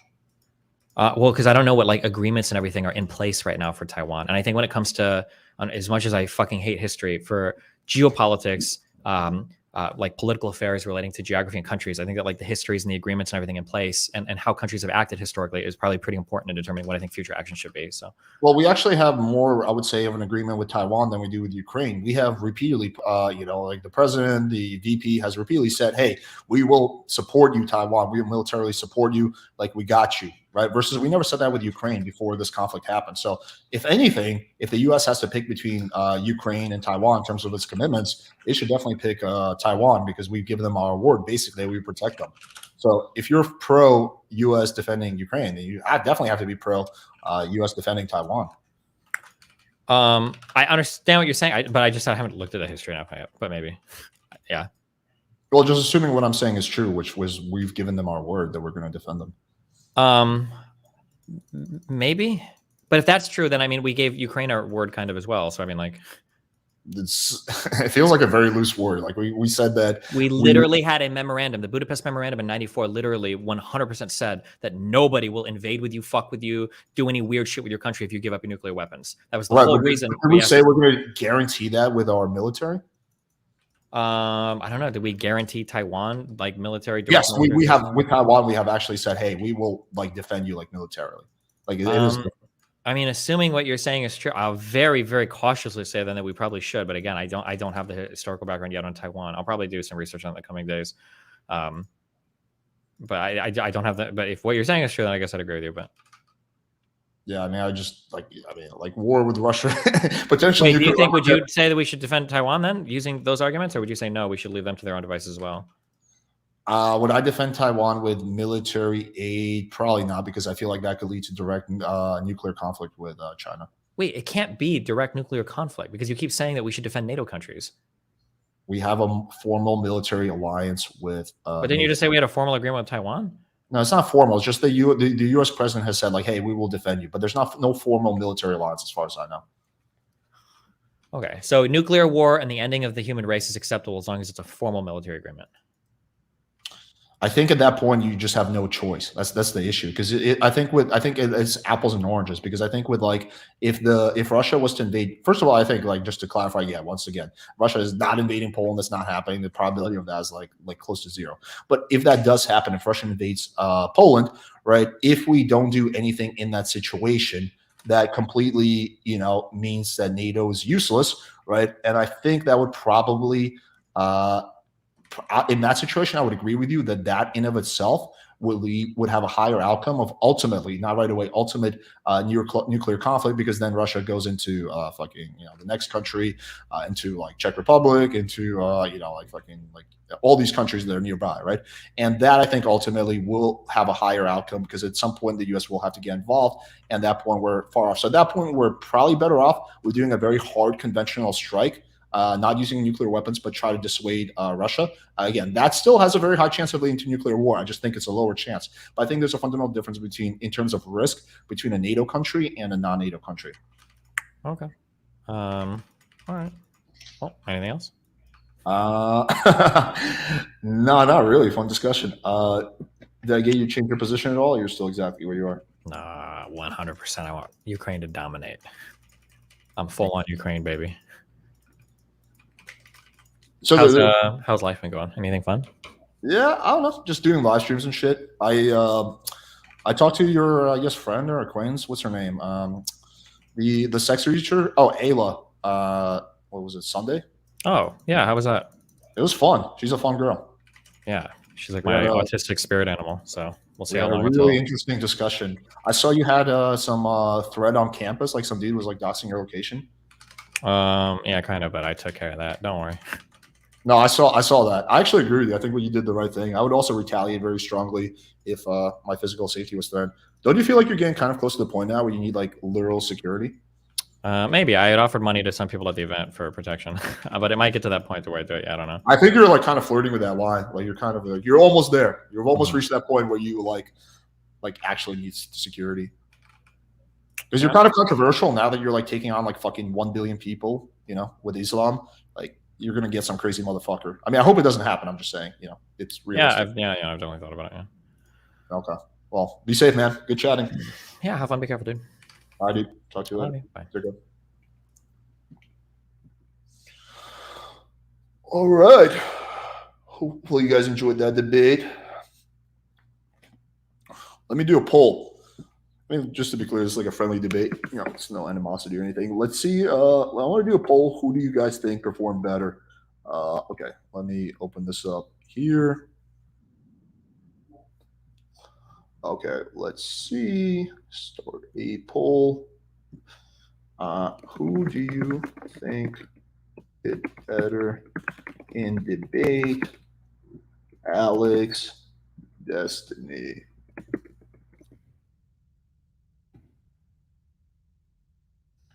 All right, there we go. Let's see what the people say.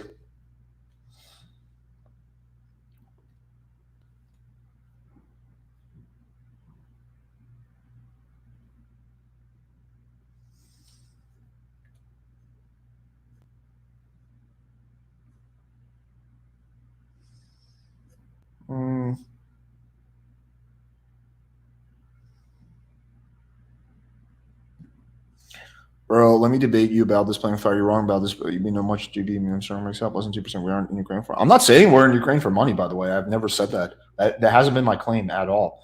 So if you want to debate me out that, we don't really have anything to debate about because I don't think we're in there for money.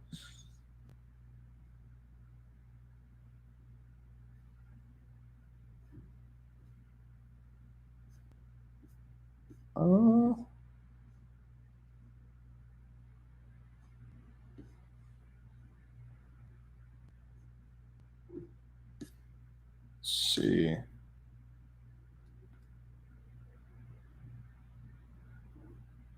I'm not scared to measure myself live. Let's put $1,000 on it. I'll do it right now.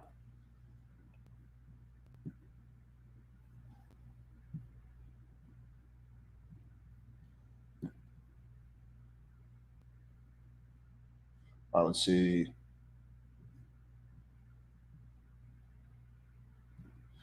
Oh, you're saying we're enriching the military-industrial complex? You're implying attack? Oh, we are not enriching the U.S. government. We are enriching the military-industrial complex. Yes, like Lockheed Martin, Boeing, and all those companies, they are giving a bill to the Pentagon, and the Pentagon is paying that bill. Like, do you think like these big weapons manufacturers are doing it for free? Like, yeah, of course. Like, they're making money. Like how's that even in dispute?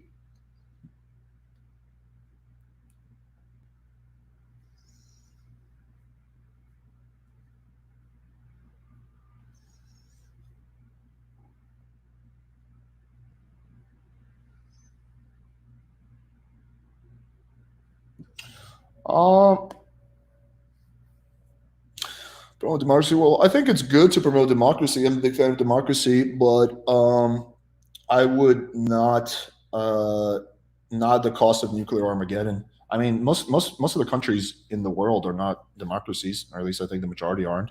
Right, so I don't think it's our place to go in. I think we should promote it through like diplomatic means and through encouraging it, and maybe through some even like kind of uh, incentives.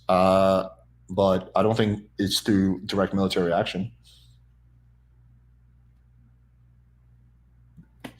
Playing with fire, yeah, we're enriching them, but we aren't beholden to them. They're like a fraction of our economy. We aren't relying on them for economy. Dude, military spending is like 30%. Like, what are you talking about? Like, it's a fucking what is it? Like $2 trillion or something? No, wait, $600 billion. I think the total. I forget what it is, but it's an insane amount of money. I don't know if this is a troll question or not. You're Putin chill. I literally am saying that I think the war is unfounded. Putin is a piece of shit. Putin is a war criminal. I'm just the only question is like, what are we gonna do about it, right? Are we gonna die from nuclear Armageddon? Like, I just love how people are so cavalier about that. Yeah, whatever, bro. Just nuclear Armageddon, bro. It's not a big deal, bro. It's like, yeah, like I think that I would trust rather as an American citizen who likes his life would rather not die, not even take a chance. I agree the chances like on the lower side, it's probably single digits, maybe 7, 8, 9%, maybe 10%. I guess depends on how. But it's still more of a chance than I want to take.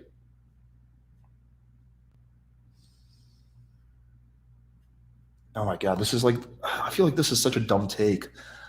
The last thing Russia is looking to do right now is to start another war. Okay, like Russia has been. Okay, first of all, Russia is facing a massive population collapse. Okay, in the next half a decade to a decade. The second thing, the Russian military is spent. The Russian war budget is spent. Like the Russian doesn't even have the troops. People are fleeing the country. The last thing Russia is going to do at this point in time is start another war. It's not happening. They want an out. Putin is looking for an out. He's not looking for continuation of this conflict.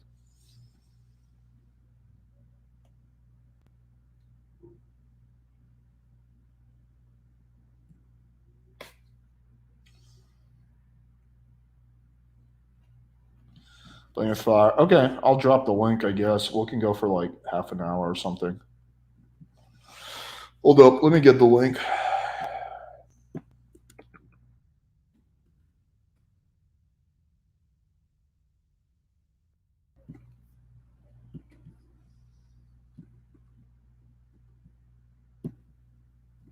Yeah.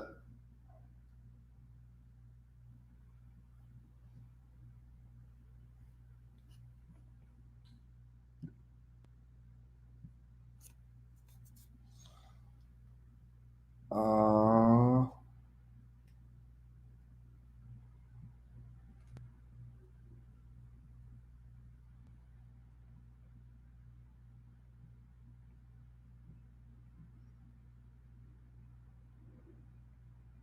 uh, at this point in time, I generally agree with that.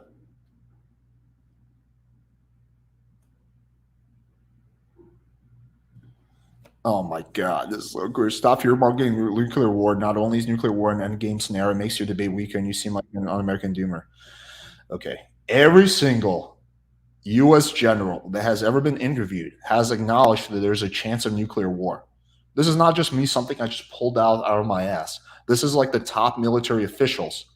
Biden has also said, by the way, that there's a chance there could be nuclear war during that private speech. So, like, this is every single top general, top politician acknowledging there's definitely a chance of nuclear war. So why is that like such a crazy thing for me to bring up? Like, literally, everyone's saying yes, it could happen, but we think the odds are on the lower end. Okay, so why is that not a valid argument? This is such a dumb argument. I appreciate the super chat.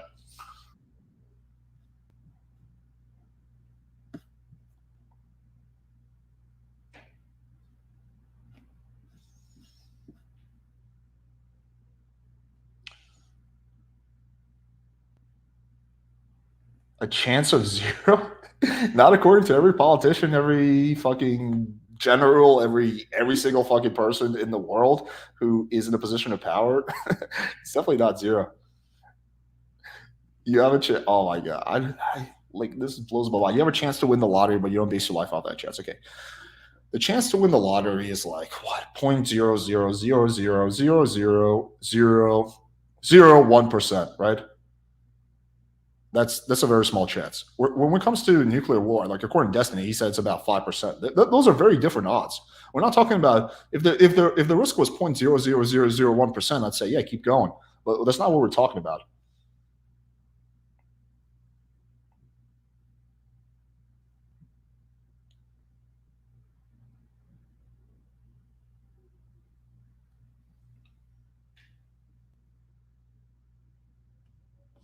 Wait, that's not true either. It directly changes that. We are way closer to nuclear war now than we were 5 years ago. Russia still has had the same amount of nukes, as far as I know. So it has nothing to do with that. It just has to do with the conflict. So no, it's not just. There's always a theoretical chance, sure, as long as anyone has nukes, like America included. But what is the risk? Okay, let's bring on. Don't evade the sentiment. We can't be afraid of launching because it's a small chance. I'm personally afraid of a 5% chance of like fucking nuclear Armageddon. Wait, if my choice is between, I don't know, like caring about who controls the Donbass region or 5% chance of nuclear Armageddon, I think that I will pick the fucking not giving a shit about who controls the Donbass region. Like, yeah, like typically they say it's about 5 or 10% when I've seen generals being interviewed, but that's still way more of a risk than I want to take. Like, what? Oh, it's not that, bro. 10%, bro. It's not that bad. I mean, like, dude, 10%. I mean, like, dude, like, whatever. It's like 1 in 10 chance, like Russian roulette, like, probably going to be okay. Exactly. They've always had nukes, but they've never used them. Why do you think that is? Because they've never had a reason to use them. Putin has never been cornered. Putin has never been on the verge of like fucking being like losing a war and being basically executed. Like, obviously, we are closer anytime on nuclear powers in a global dispute. Yeah, exactly. Like, I think this is a person that like gets it. I guess we have to watch changes in Russian statements by using nuclear weapons could indicate the Kremlin. I mean, like, I understand that what's it called that Putin has a history of like kind of using like threats and using nuclear blackmail. So like we can take that into account. But he has said repeatedly that we that he will use nukes if if he feels he's being threatened. He already outlined the case. He said America used them first in Hiroshima. So he has already outlined the case. He has started to station nukes in Belarus for the first time since the fall of the Soviet Union. So yeah, like this, it's moving in the wrong direction. It's not moving in the right direction. It's not de-escalating. It's escalating. Americans like us so pussy will better back friendly country with nukes. Yes, I will not spend $100 billion of taxpayer money for a 10% chance of nuclear Armageddon. You're all right. You got me on that.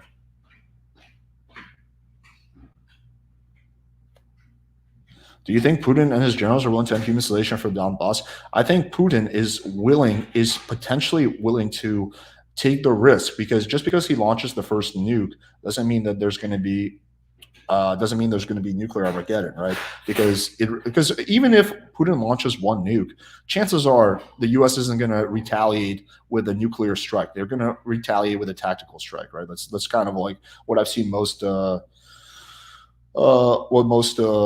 generals have said, like, hey, we're probably leaning more towards like a tactical response, but they've avoided committing to like a concrete response, but that's kind of what they're hinting at. So, but that has a chance of escalating further, right? So, yeah, I think that if Putin is cornered, he feels like, hey, this is an extra, this is a crisis to me personally, because if I lose this war, then I will be exiled from power. If I'm exiled from power, I'll probably be executed. So you know what? I'm going to take this chance of nuking, Kiev. Maybe it's a 50% chance of nuclear Armageddon. I'd rather do that than take a 100% chance of being executed by like my fucking top official. So yeah. Okay, let's bring on Nico. What's up? Yo, can you hear me? Hello? Yeah, I can hear.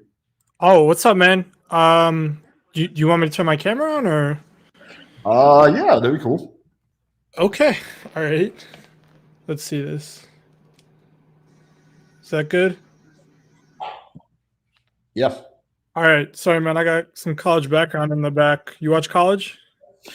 What, college basketball we're talking about? Yeah, college basketball, bro. We got UConn, San Diego State going. No, I don't really watch sports. Oh, okay. All right. That was an icebreaker. Okay. You're good. So what did you want to discuss?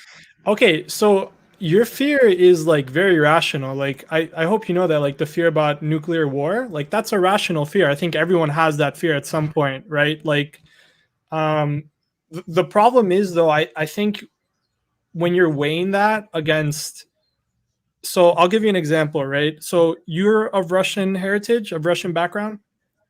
I'm from Belarus originally, but I Okay. don't consider myself like Belarusian. Well, I mean, like ethnically, yeah, but I'm like an American citizen. I consider myself like closest to America. Okay, sure. So I mean, I'm sure you're more than aware of like of Putin's history in that region, right? Like what he did in Georgia, in Transnistria, and Chechnya. Like you're Yeah, more than aware of it. yeah, he's a bully. Sure, I get it. Yeah, but like in this context, it's not just he's a bully; it's that he's an autocrat, that he's willing to do whatever it takes to stay in power. And when it comes to Ukraine, him invading another country and taking their land, like he's done in Georgia, like he's done in Chechnya, like he's done in Transnistria, do you think that? So, do you think that that opportunity for him, the opportunity for just a country to steamroll another country just because they have nukes, means that like we shouldn't step in? That's what I'm wondering. Like, Yeah, I'm lost as to think, that point. I don't think that it's the U.S. jobs to get involved in every single like foreign conflict. I'm not a big fan of interventionism. I think we should generally focus on protecting ourselves and our allies. Yeah, I'm not a big fan. I wasn't a fan of the Iraq War. I think you could make a decent argument for the war in Afghanistan because there was the Taliban. They were kind of supporting Al Qaeda. Al Qaeda did attack us first, but unless we're being directly attacked, yeah, I'm not a fan of like interventionism. Okay, I mean that's a fair position to hold, but I guess the problem is, so like when we're talking about these wars, like I think you just already recognized they're not all the same, right? Like the war in Afghanistan is not the same to the war in Iraq. Like you would agree with that, right? Yeah, not all wars are the same, sure. But the Okay, difference is because in Afghanistan, we were attacked by Al Qaeda, and Al Qaeda is directly supported by the Taliban. In this situation, no one attacked us. That's the difference. right, we're not attacked, but the problem is that this is an attack in an idealistic sense, in that if you just allow another country like Russia to steamroll other countries, what does that say about our standing in the global place? I mean, do you think? Yeah, we have the wars happen all the time. We allow constant wars. I could pull up a list if you want, but yeah, I mean, this is just the one in Europe, but literally in like amongst other continents, there's constantly wars. One country steamrolls another country, and we don't do anything about it. Yeah, Unless but that's not. But that's not it. But that's not like a double standard for Europe versus other continents. Yeah, no, but the thing is, here's the thing that's different, right? So we're talking about wars happen across all different countries. Like we know that. Like there's currently like so many wars that are happening in Africa that we never hear about or we never talk about. The problem is though that when we're talking about Ukraine, specifically a power such as Russia, right? We're not talking about like a civil war conflict in Uganda or in the Congo, right? We're talking about a power, a nuclear power such as Russia steamrolling into another country, taking their land in Europe of all places. I mean, I'm sure you recognize that there's a difference between those two, right? This isn't just wars just happen. Do I recognize the difference in terms of what? In terms of the global stage, like you recognize that what Russia is doing in terms of rather just a civil war that's happening in Uganda. Yeah, It's I'm not not talking about civil wars, by the way. I'm talking about one country invading another country.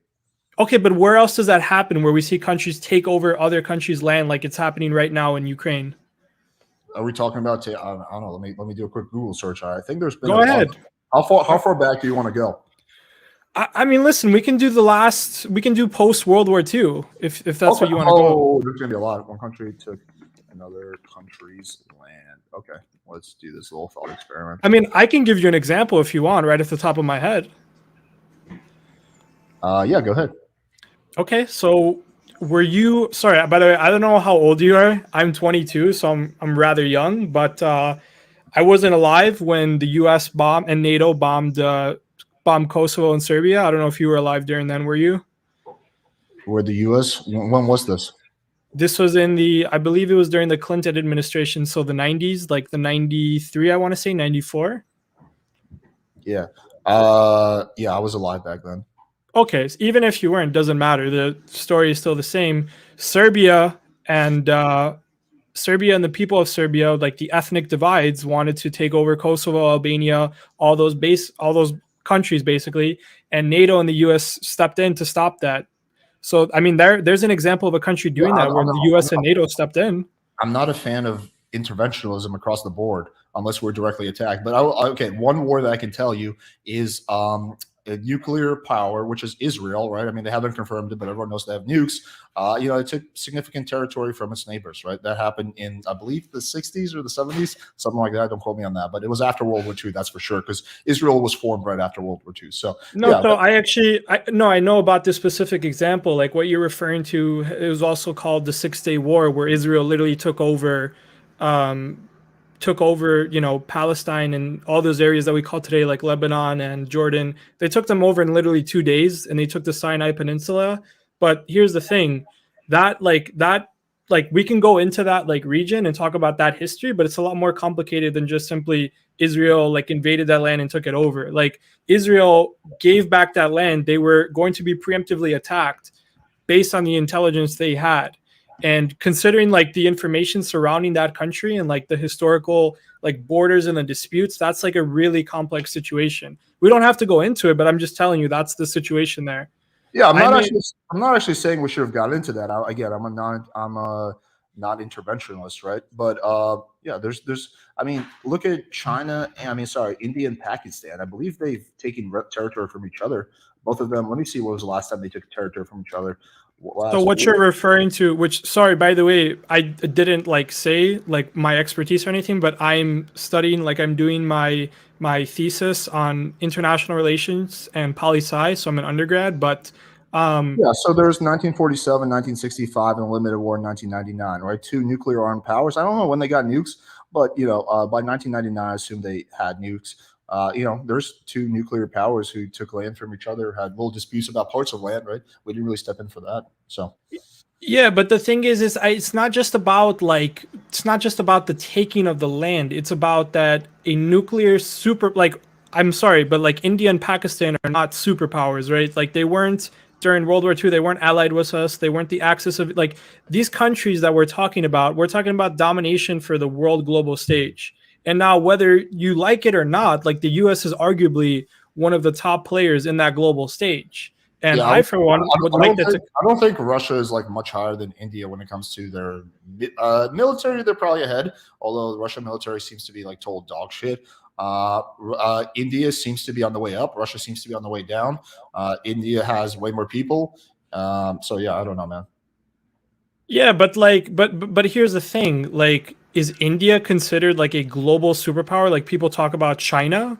Oh, there's another one. I forgot about this. UK took Falkland Islands from Argentina. Yeah, UK is a okay, but that was like a 7-hour war. That was like with Grenada too. That's not really like So if Russia took land from Ukraine in 5 hours, it would be okay.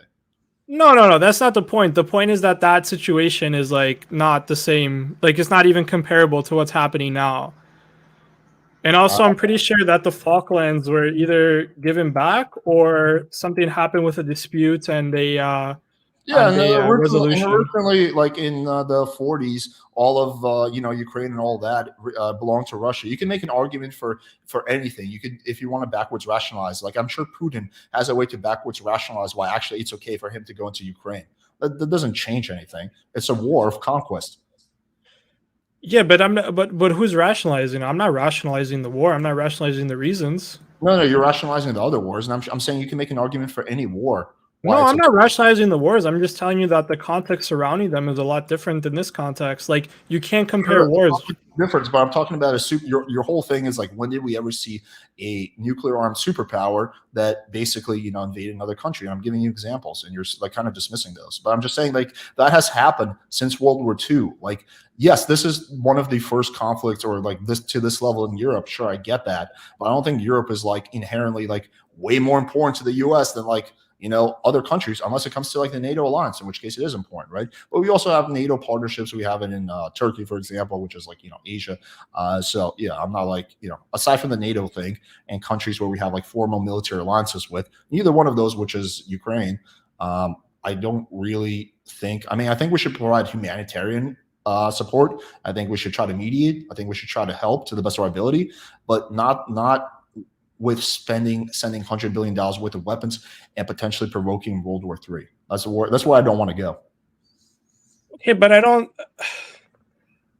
I struggle to wrestle with you on this. Okay, let me just flip the question. This is a question I asked Destiny. What do you think is the chance of the current direction we're going in? What do you think is the chance of Russia using a nuke, just one nuke? You want me to give you a number? Or you just want me to explain to you? What do you think? I would say probably like 20%, and I can tell you why. Ooh, shit, 20%. Okay, that's pretty fucking high. Well, it's high because the stakes for Putin are very desperate. He's a very desperate person. Okay, so we agree. So are you personally comfortable with taking 20% risk of nuclear Armageddon? Yeah, I am. Really?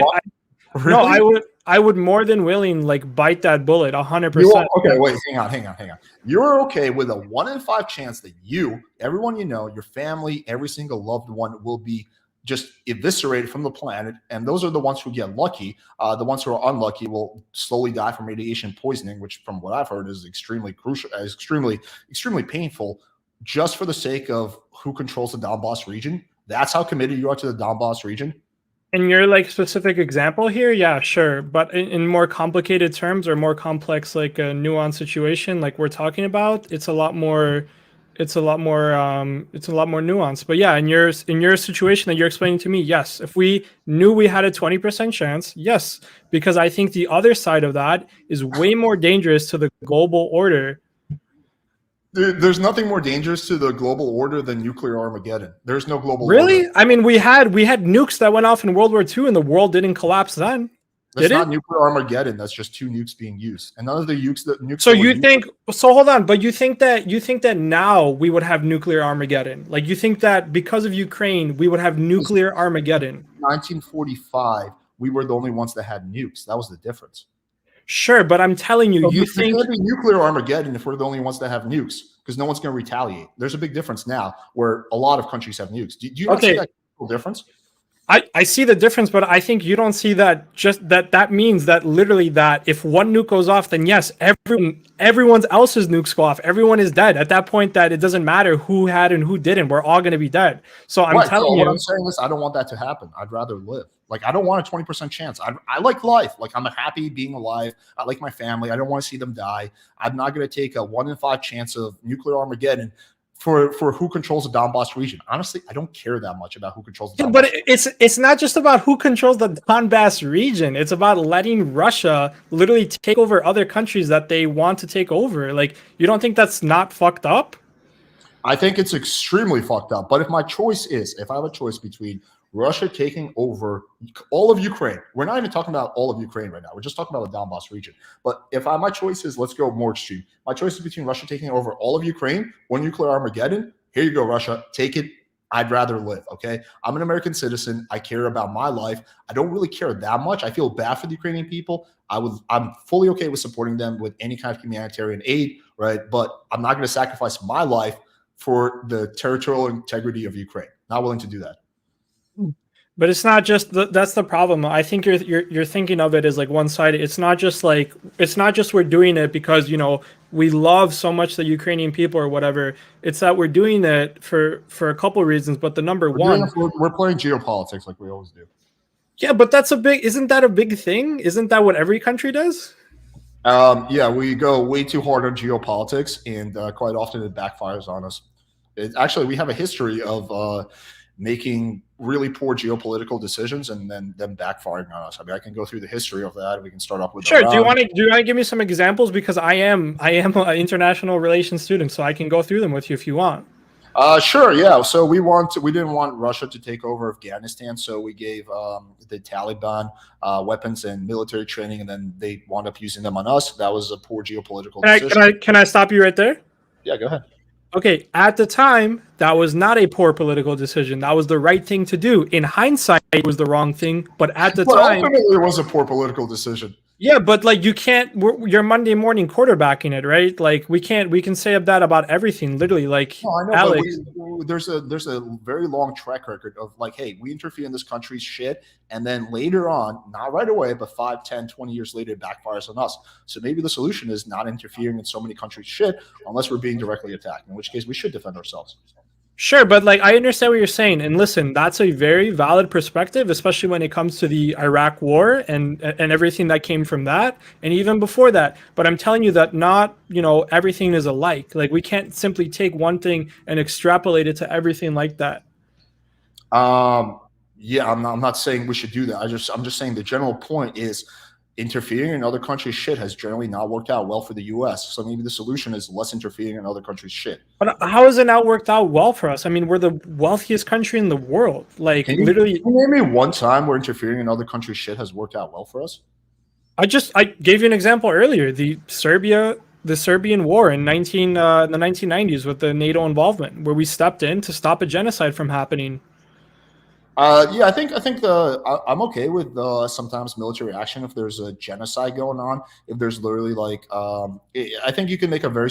I'm kind of more mixed on that, but I think you can make a very strong argument if there's a massive genocide that's being played out. No economic pressures help. That maybe sometimes military involvement is okay if like whatever. It's not going to be too many U.S. loss, but we're not talking about genocide going on right now. I mean, we're not talking about it like in the most technical sense, but if you really want to get like bogged down in it, like it could technically be considered that. Like we could go into that area. Like any stretch of the word, man. So it's a war. It's a war, and there's war. Yeah, but do you know what the word genocide means? Do I know what the word genocide means? I would assume it's the mass murder of a certain group of people in a certain country without. I don't know. Let me just look it up real quick so I can give you a real answer. I'm Greek. The word is genocide. It's a Greek word, and it literally means the systemic extermination of people. Yes, of a certain. The deliberate killing of a large number of people from a particular nation or ethnic group with the aim of destroying that nation or group. Yeah. So Russia is not trying to destroy. The Ukrainian people. They're trying to conquer, right? This is a war. This is not a genocide, right? This is not that different than some of the wars we've been involved in, right? Russia isn't trying to kill every single Ukrainian. They just want to make Ukraine part of Russia. They might say they're not trying, but they are in actuality. I mean, that's what they're doing. This is just a war with war crimes. Every single war that's ever had has war crimes. You can't have a war without war crimes. I mean, if your definition of war crime is that like you can just all hands like everything is like valid in war, then I guess that's that's why I'm not so cavalier about wars, right? I think war should be the absolute last resort. War is terror. War is mass murder. War is people dying. War is people suffering, right? It should be the absolute last resort. It should be avoided at all costs. I just find it funny how so many people are so cavalier with the idea of war. And I think it's because, honestly, like no offense to anyone who holds this position, it's because you guys aren't the ones that are going to fighting in this. You're not directly involved. And the idea of nuclear Armageddon is so far removed from you that you're like, well, whatever, bro. But if you were the one that had to go fight in Ukraine, I guarantee you 95% of you guys would hold totally different positions. If you were the one that actually had to give up your life or your families had to go out and fight there, you'd probably have a very different position. But when you're so far removed but Alex, what do you say to the Ukrainians that literally are saying right now, like the Americans that aren't supporting us, like the American politicians that are saying we should stop supporting Ukraine, like you guys are the real cowards because we're the ones fighting here and we want to keep fighting because we want to preserve our land. The Russians are taking our land. We want to fight. We want to take back our land. And you guys that are saying that, hey, we shouldn't get involved, are actually, and I'm not saying you, but I'm saying in essence, the people who are saying that are the true cowards. Let them say whatever the fuck they want. I don't really care what some random country But it's says. their, but they're not a random country. There's a whole bunch of countries that talk shit about the U.S. I don't really care what a country. They're not talking shit, but they're not talking shit though. I don't think. Yeah, I think the U.S. choosing to prioritize the well-being of its own citizens amongst the citizens of a different country that we don't have any formally military alliance with and not risking nuclear Armageddon isn't being cowards. That's just being smart.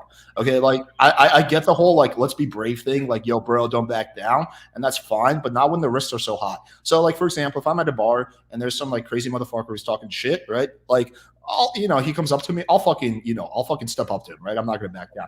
If that dude has a gun and points the gun in my head, I'll be like, you're good, dude. You're right. I'm a bitch. I walk away. I'm not gonna get shot in the head, right? For the sake of, my pride, right? And it's the same thing here, right? The stakes are so high that I think that this should overcome ego and we should actually think with our brains rather than with our feelings. Like, yeah, come on, bro. We can't be pussies, bro.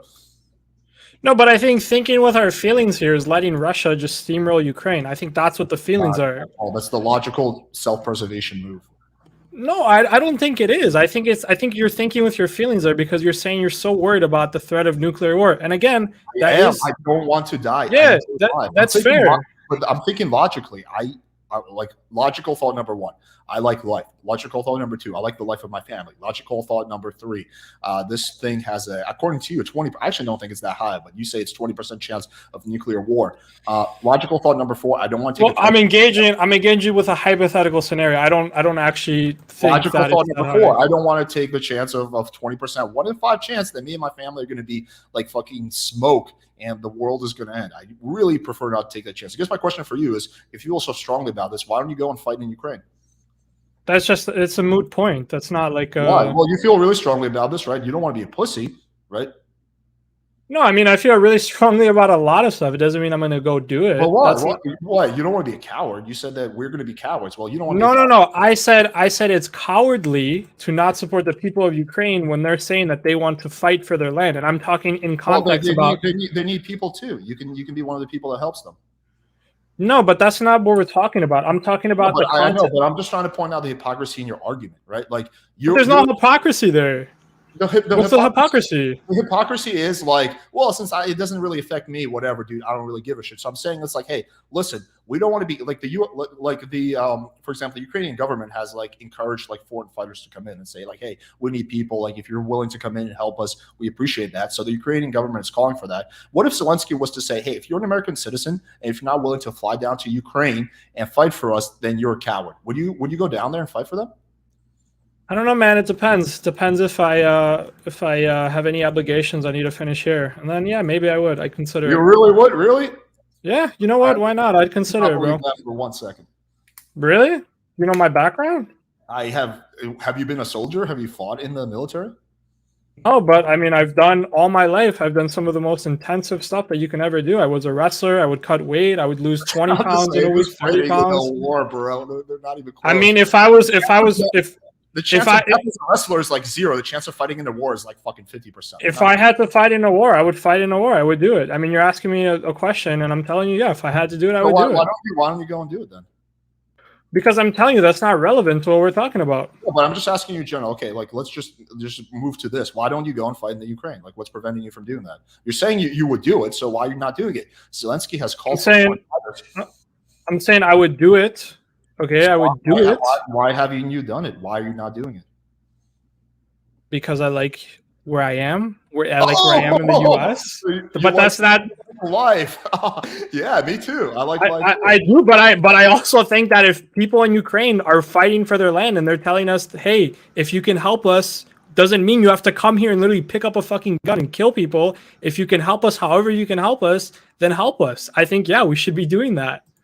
Right, but you're saying that the reason you haven't gone over there is because you like where you're at right now. I do. You like life. You like the comforts of being in a first world country, right? You like you like sleeping in a bed. You like fucking having electricity, running water, and food, right? And I like all those too. Who doesn't?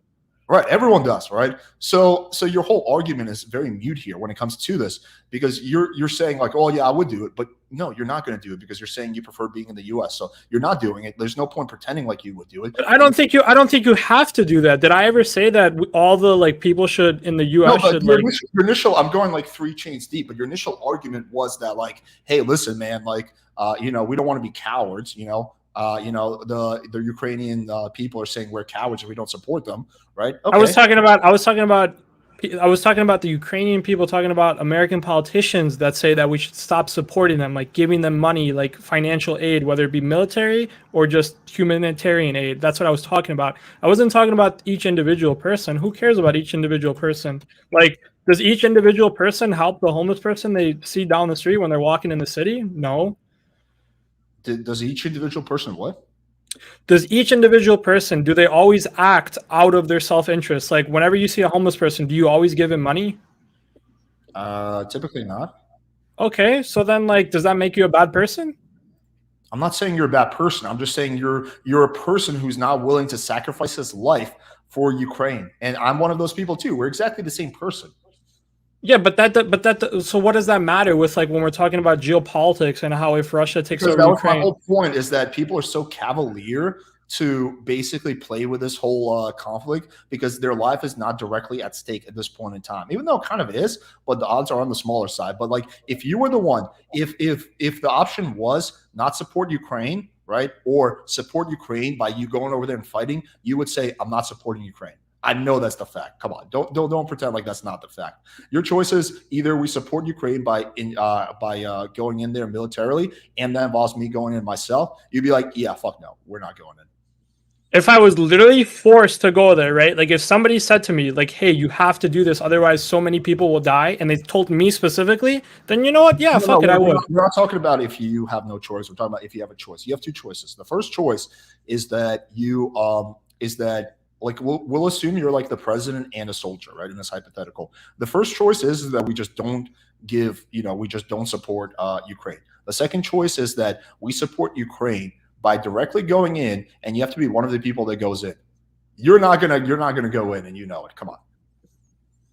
I don't know, man. I might. But you're not. Come on, dude. You just said you like comfort. You like. I don't listen. I'm entertaining this argument, but I genuinely think it doesn't matter. Like this is like a non-point. Like I don't think this matters whatsoever. Like it doesn't matter. I think it makes a huge difference when you're using the coward argument. If you didn't use that argument, I wouldn't have brought this up. Yeah, but like, Alex, what did I say? Who did I say was the coward? Did I say you're a coward? You're saying the politicians are the cowards. Okay, sure. But the politicians, the number one job of a U.S. politician is to protect American lives. If there's a 20% chance of nuclear Armageddon, if we do this, then the job of the U.S. politician is not to do that thing. Yeah, but Alex, do you think that if a nuke goes off in Ukraine or whatever, that the U.S. or whatever, like we're going to be the ones that are nuked next? Like, is that the logical? I mean, this has been like pretty, like Biden has been asked this question, like a lot of generals have been asked this question. So the U.S. is avoiding to committing to a specific course of action. Like they're not okay, and that's a smart move. I don't think they should do that, right? Because if you commit to a specific course of action, then you have no wiggle room. But the U.S. is saying we will respond either with very strong tactical measures, which means like a massive tactical missile strike on Russian ships, Russian military bases, and all of that. Or maybe with potential an equal of so Russia would probably use a tactical nuke first, and so we would respond with a tactical nuke back, basically on like a Russian military installation or something like that, right? Most likely it's going to be the tactical response that they would do. Okay, what does Russia do after that? Well, according to every single military what are they called? Like military strategists or planners, whatever the fuck they're called. When they do these scenarios, like these war scenarios, in one country nukes another country, it almost always within days escalates to full-on nuclear Armageddon, right? That's just typically how it works. America attacks Russia, Russia attacks America back, and they keep going back and forth, and things escalate over and over and over again until we're in full-on nuclear Armageddon. So yeah, it would be really, really, really bad if a nuke is used in this conflict. It would be very bad. I mean, of course, anytime a nuke is used, that's bad. But it would be bad for us, not just Ukraine. Sure, I think it would be bad for the global order as a whole. I just think the problem is right now, I think you're just thinking of this as like a one-sided thing. Like I don't think that's the case. I'm just not willing to sacrifice my life for who controls the Donbass region. That's what it comes down to. I understand that, but I don't think you're sacrificing your life. Like, how are you going to be sacrificing your life? Because of the nuke? Because if there's nuclear Armageddon, because yes, you said 20% chance of nuclear Armageddon. So if there's nuclear Armageddon, my life is over. Yeah, but I'm not the. Do you know what the doomsday clock is? Yeah, I'm familiar with it. Okay, yeah, I'm not a scientist on the doomsday clock. My predictions don't mean anything. Well, yeah, but I've watched a lot of interviews with like generals, and like whenever they're asked to give a percentage, they always say, "Oh, I don't know, it's pretty hard. Maybe it's around like 5%, 10%, or something like that." I personally think it's probably around 10%, but it just really depends on how this is going to go. But I'm not even comfortable with a 10% chance. I'm not even comfortable with a 5% chance of nuclear Armageddon for who controls the Donbass region. I'm just not willing. I am. I 100% am. I don't because believe that. No, I 100% am, because I think the alternative is much worse. I think if The you allow the alternative is one who controls the Donbass region or nuclear Armageddon. There's nothing worse for the world than nuclear Armageddon. No, the alternative is this. Like this. If Russia controls all of Europe, all of Asia, all of Africa, that's still better than nuclear Armageddon. No, fuck no. The Russia controlling all of Europe is better than nuclear Armageddon? Fuck no, dude. Are you kidding me? Do you understand what nuclear Armageddon means? Nuclear Armageddon. I understand. Yeah, I'd rather be Alex. I would rather be dead than be under the rule of fucking Putin and Russia. Are you crazy? Well, first of all, that's not even true. But second of all, we're not even talking about America being under control of Putin. We're just talking about Europe. You're not in Europe. You're in America, I'm assuming, right? If I lived in Europe, though, yes, I would much. Do you live in America, right? That's correct. Yes, but I have family in Europe. All of my family lives in Europe. Okay, so your choice is between your family being under the control of Putin or your family being dead. You'd rather pick your family being dead and you being dead and everyone you know being dead? Yes, because that world is very shitty. Dude, that is the most illogical position I've ever heard. That's not illogical at all. I'm Greek. My choice is one, between my family being dead, or two, my family being under Putin's policies. And you're asking me between two choices, and I'm telling you, yes, I'd much rather be dead than be under the control of a tyrant and a dictator for the rest of my life or my family's life. That's that's insane. I'm Greek. Agree with you. I would rather. Nothing is worse than being dead. I would rather fucking live in Russia and be under control of Putin compared to being dead. Okay, when you're dead and everyone you know is dead, doesn't get worse than that. So if you think it's, I really, we must just fundamentally disagree on that. If you think that it would be better for your family to be under Russia's control and you to be under America's control than nuclear Armageddon, I'm sorry. If you think nuclear Armageddon is better than that, then we just view the world very differently. I don't actually believe you when you say you understand? Yes, no, you should believe me, because I do believe this, because I'm Greek. My entire family is Greek. We were under 400 years of like slavery by the Turks. Like, I don't know. Do you know about that history at all, or no? Or like, this is new to you? Absolutely nothing to do with you right now at this point in time. It has absolutely to do with the principle that I'd rather be dead than be a fucking slave to Putin in Russia. 100%. And most of the people in Ukraine feel the same way. But if you feel so strongly about not being a slave to Putin, why don't you go over there and fight? Because again, we're not the ones being invaded. I don't know how many times I've so if we're not being invaded, then we should not. Doesn't matter. We're not being invaded. No, it matters. We should still support them. It matters. You're saying that I would rather be dead. I would rather be dead than just give an inch to Putin, right? Then let him control like any part of the territory. Then let him invade my fucking country and enslave me and my family and force us. We're not talking about that. We're just talking about the Donbass region right now. So you're saying would you rather be dead than let Putin control Ukraine, for example, all of Ukraine? You're saying right now, like as I live in the U.S. Yeah. No, obviously I'd rather not be dead. That's not what we're talking about. We're talking about. So you prefer life over having Putin control Ukraine. Okay. That's fine. In the current scenario, right? Like we're talking in hypotheticals. So if I lived in Europe, if I lived in Ukraine, obviously my outlook would be different. Well, we're not talking about you living in Ukraine. We're just talking about you living right here. Yeah, but who cares? Why are you asking me about that now? Like, yeah, because like obviously you're a U.S. citizen and so am I. I'm looking from a U.S. citizen perspective. I'm not. We're not, dude. The U.S. citizen. Come on, dude. Come on. Where do you live in Miami? Yeah. Okay, I live in Chicago, in Illinois. There's nowhere near. Okay, there's not going to be a nuke. Not now. Not in the next 20 years. Chance. That's not my official prediction, and also that number doesn't mean anything. That's just a number. What?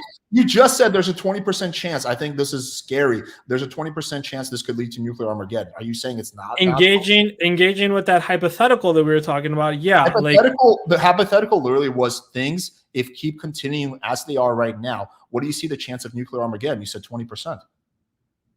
Yeah, I don't think that's that high. So then all I'm saying is things as is, right? If we don't change our policies, you're saying there's 20%, but then at the same time, you're saying there is no chance that me living wherever the fuck I live and you living in Miami is going to be dropped by a nuke. No, according to your own prediction, there's a 20% chance. Yeah, but wait, hold on. You know how probability works, right? If there's a 20% chance of something happening, that means there's what? Of the other thing happening or not happening.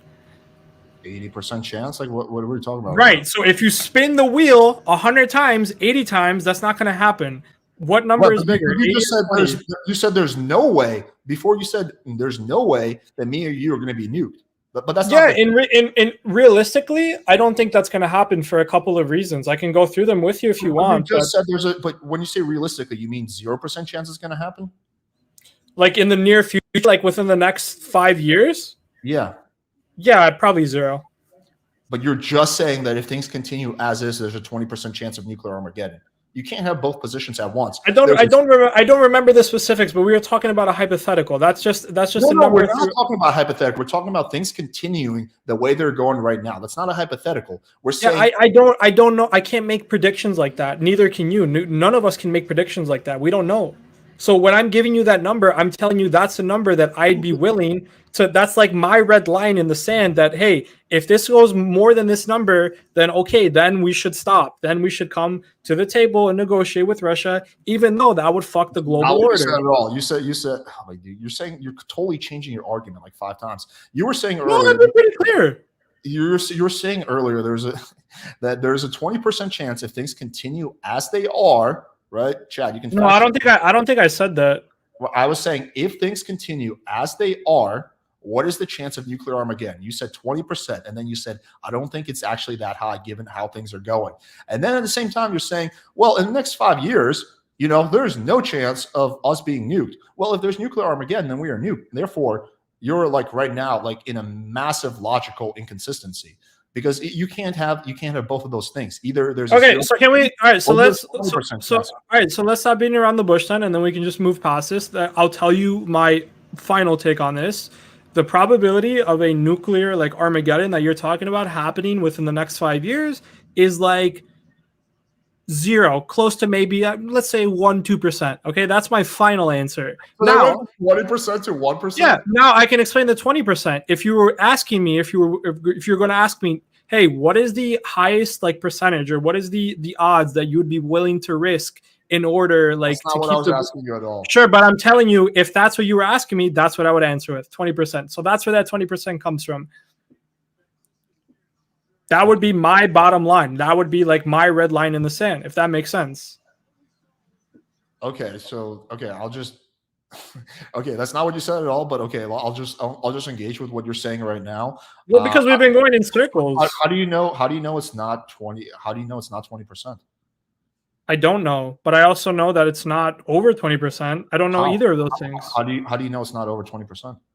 Oh, okay. So do you want to go into the reasons now so I can explain it? Yeah, how do you know it's not over 20%? So I don't think Putin will use a nuclear weapon in Ukraine for a couple of reasons. Number one, China recently has become closer with Russia in terms of the global trade, and China is very against Russia using a nuclear weapon in Ukraine because China does not want to be associated with that.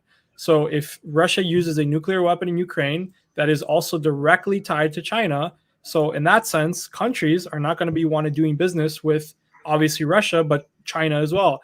China, unlike Russia, uses its power, its soft power, to invest in countries, build them up. And China's not great. They're not a great country, obviously. But what China does is a lot different from what Russia does. Like, do you agree with that or no? Yeah, they generally have a different approach to world conquest, sure. Sure. You're familiar with the Belt Road Initiative, what China does with investing in other countries? Yeah, I'm familiar. Okay, cool. So China is one reason why Russia would not use the nuke. Also, Number two, if Russia uses a nuke in Ukraine, that is the end of Russia. That means Putin's regime, Putin's order, the Russian order as it currently stands will cease to exist, because using a nuke, which hasn't been done since World War II, is not going to go lightly on the international scale. At that point, I don't think there will be nuclear Armageddon, as you say, but I do think there will be large consequences for that. Obviously, generals and Biden and everyone else that's worked in that sector have talked about it, but it won't be as simple as, hey, he uses a nuke and then we launch off all our nukes and everyone dies. It'll be more like he uses a nuke, then Russia is going to get not only like overthrown in terms of its current regime, but they're also going to be exiled by literally the entire world order. No one's going to want to deal with Russia.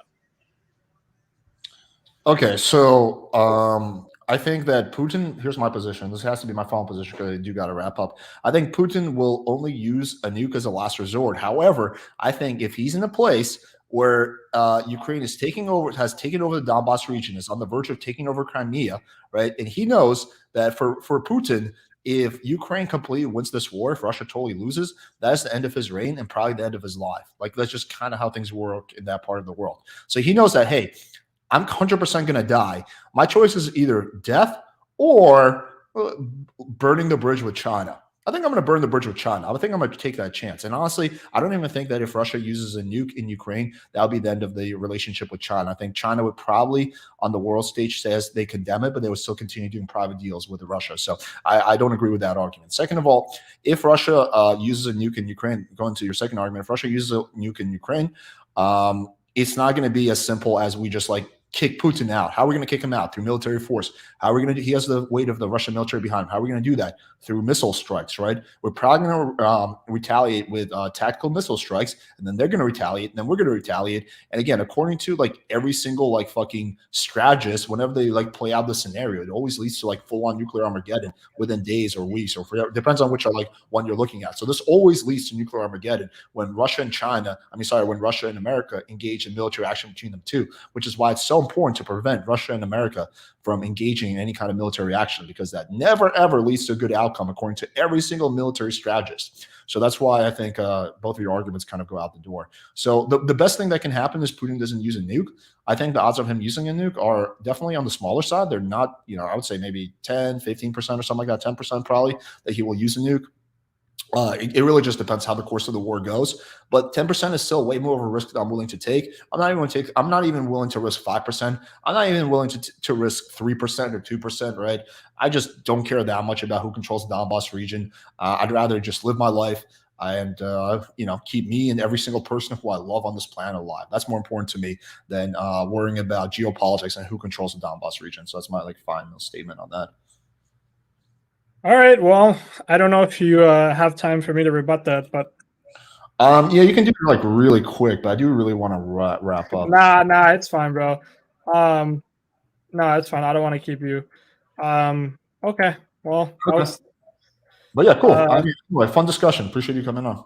Actual question. Yeah, go ahead. What do you work out? Yeah. Do you do any like mixed martial arts or anything like that, or no? No. No, really? You look like you have like a kind of like a burly frame. You should try jujitsu. I have a pretty bad neck injury, so jujitsu would be like very devastating for my health. But I do lift weights. Yeah, like you can see it. I was gonna say you'd be a really good wrestler or in jujitsu, but yeah, like 20 years ago that would have been an option, or 15 years ago. But now with like my health issues, that's probably not a good idea for me. Your neck is How did you fuck up your neck? Oh man, that's like a long story. Okay. That would take like 20 minutes to get into, but I've talked about it on like some other streams. Sure. Okay, bro. Well, if you're curious, like next time I do a stream, come on and I'll tell you the story again. All right, bro. Well, it was good to talk to you. Nice to meet you. Yeah, for sure, dude. Have a good one, buddy. Take care. All right, you too. See you. All right, guys. That is true. I will agree with that. That is true. All right, guys. I got to wrap up. This was a very polarizing debate. Hopefully you guys enjoyed that. Appreciate you all. Have a good night, guys.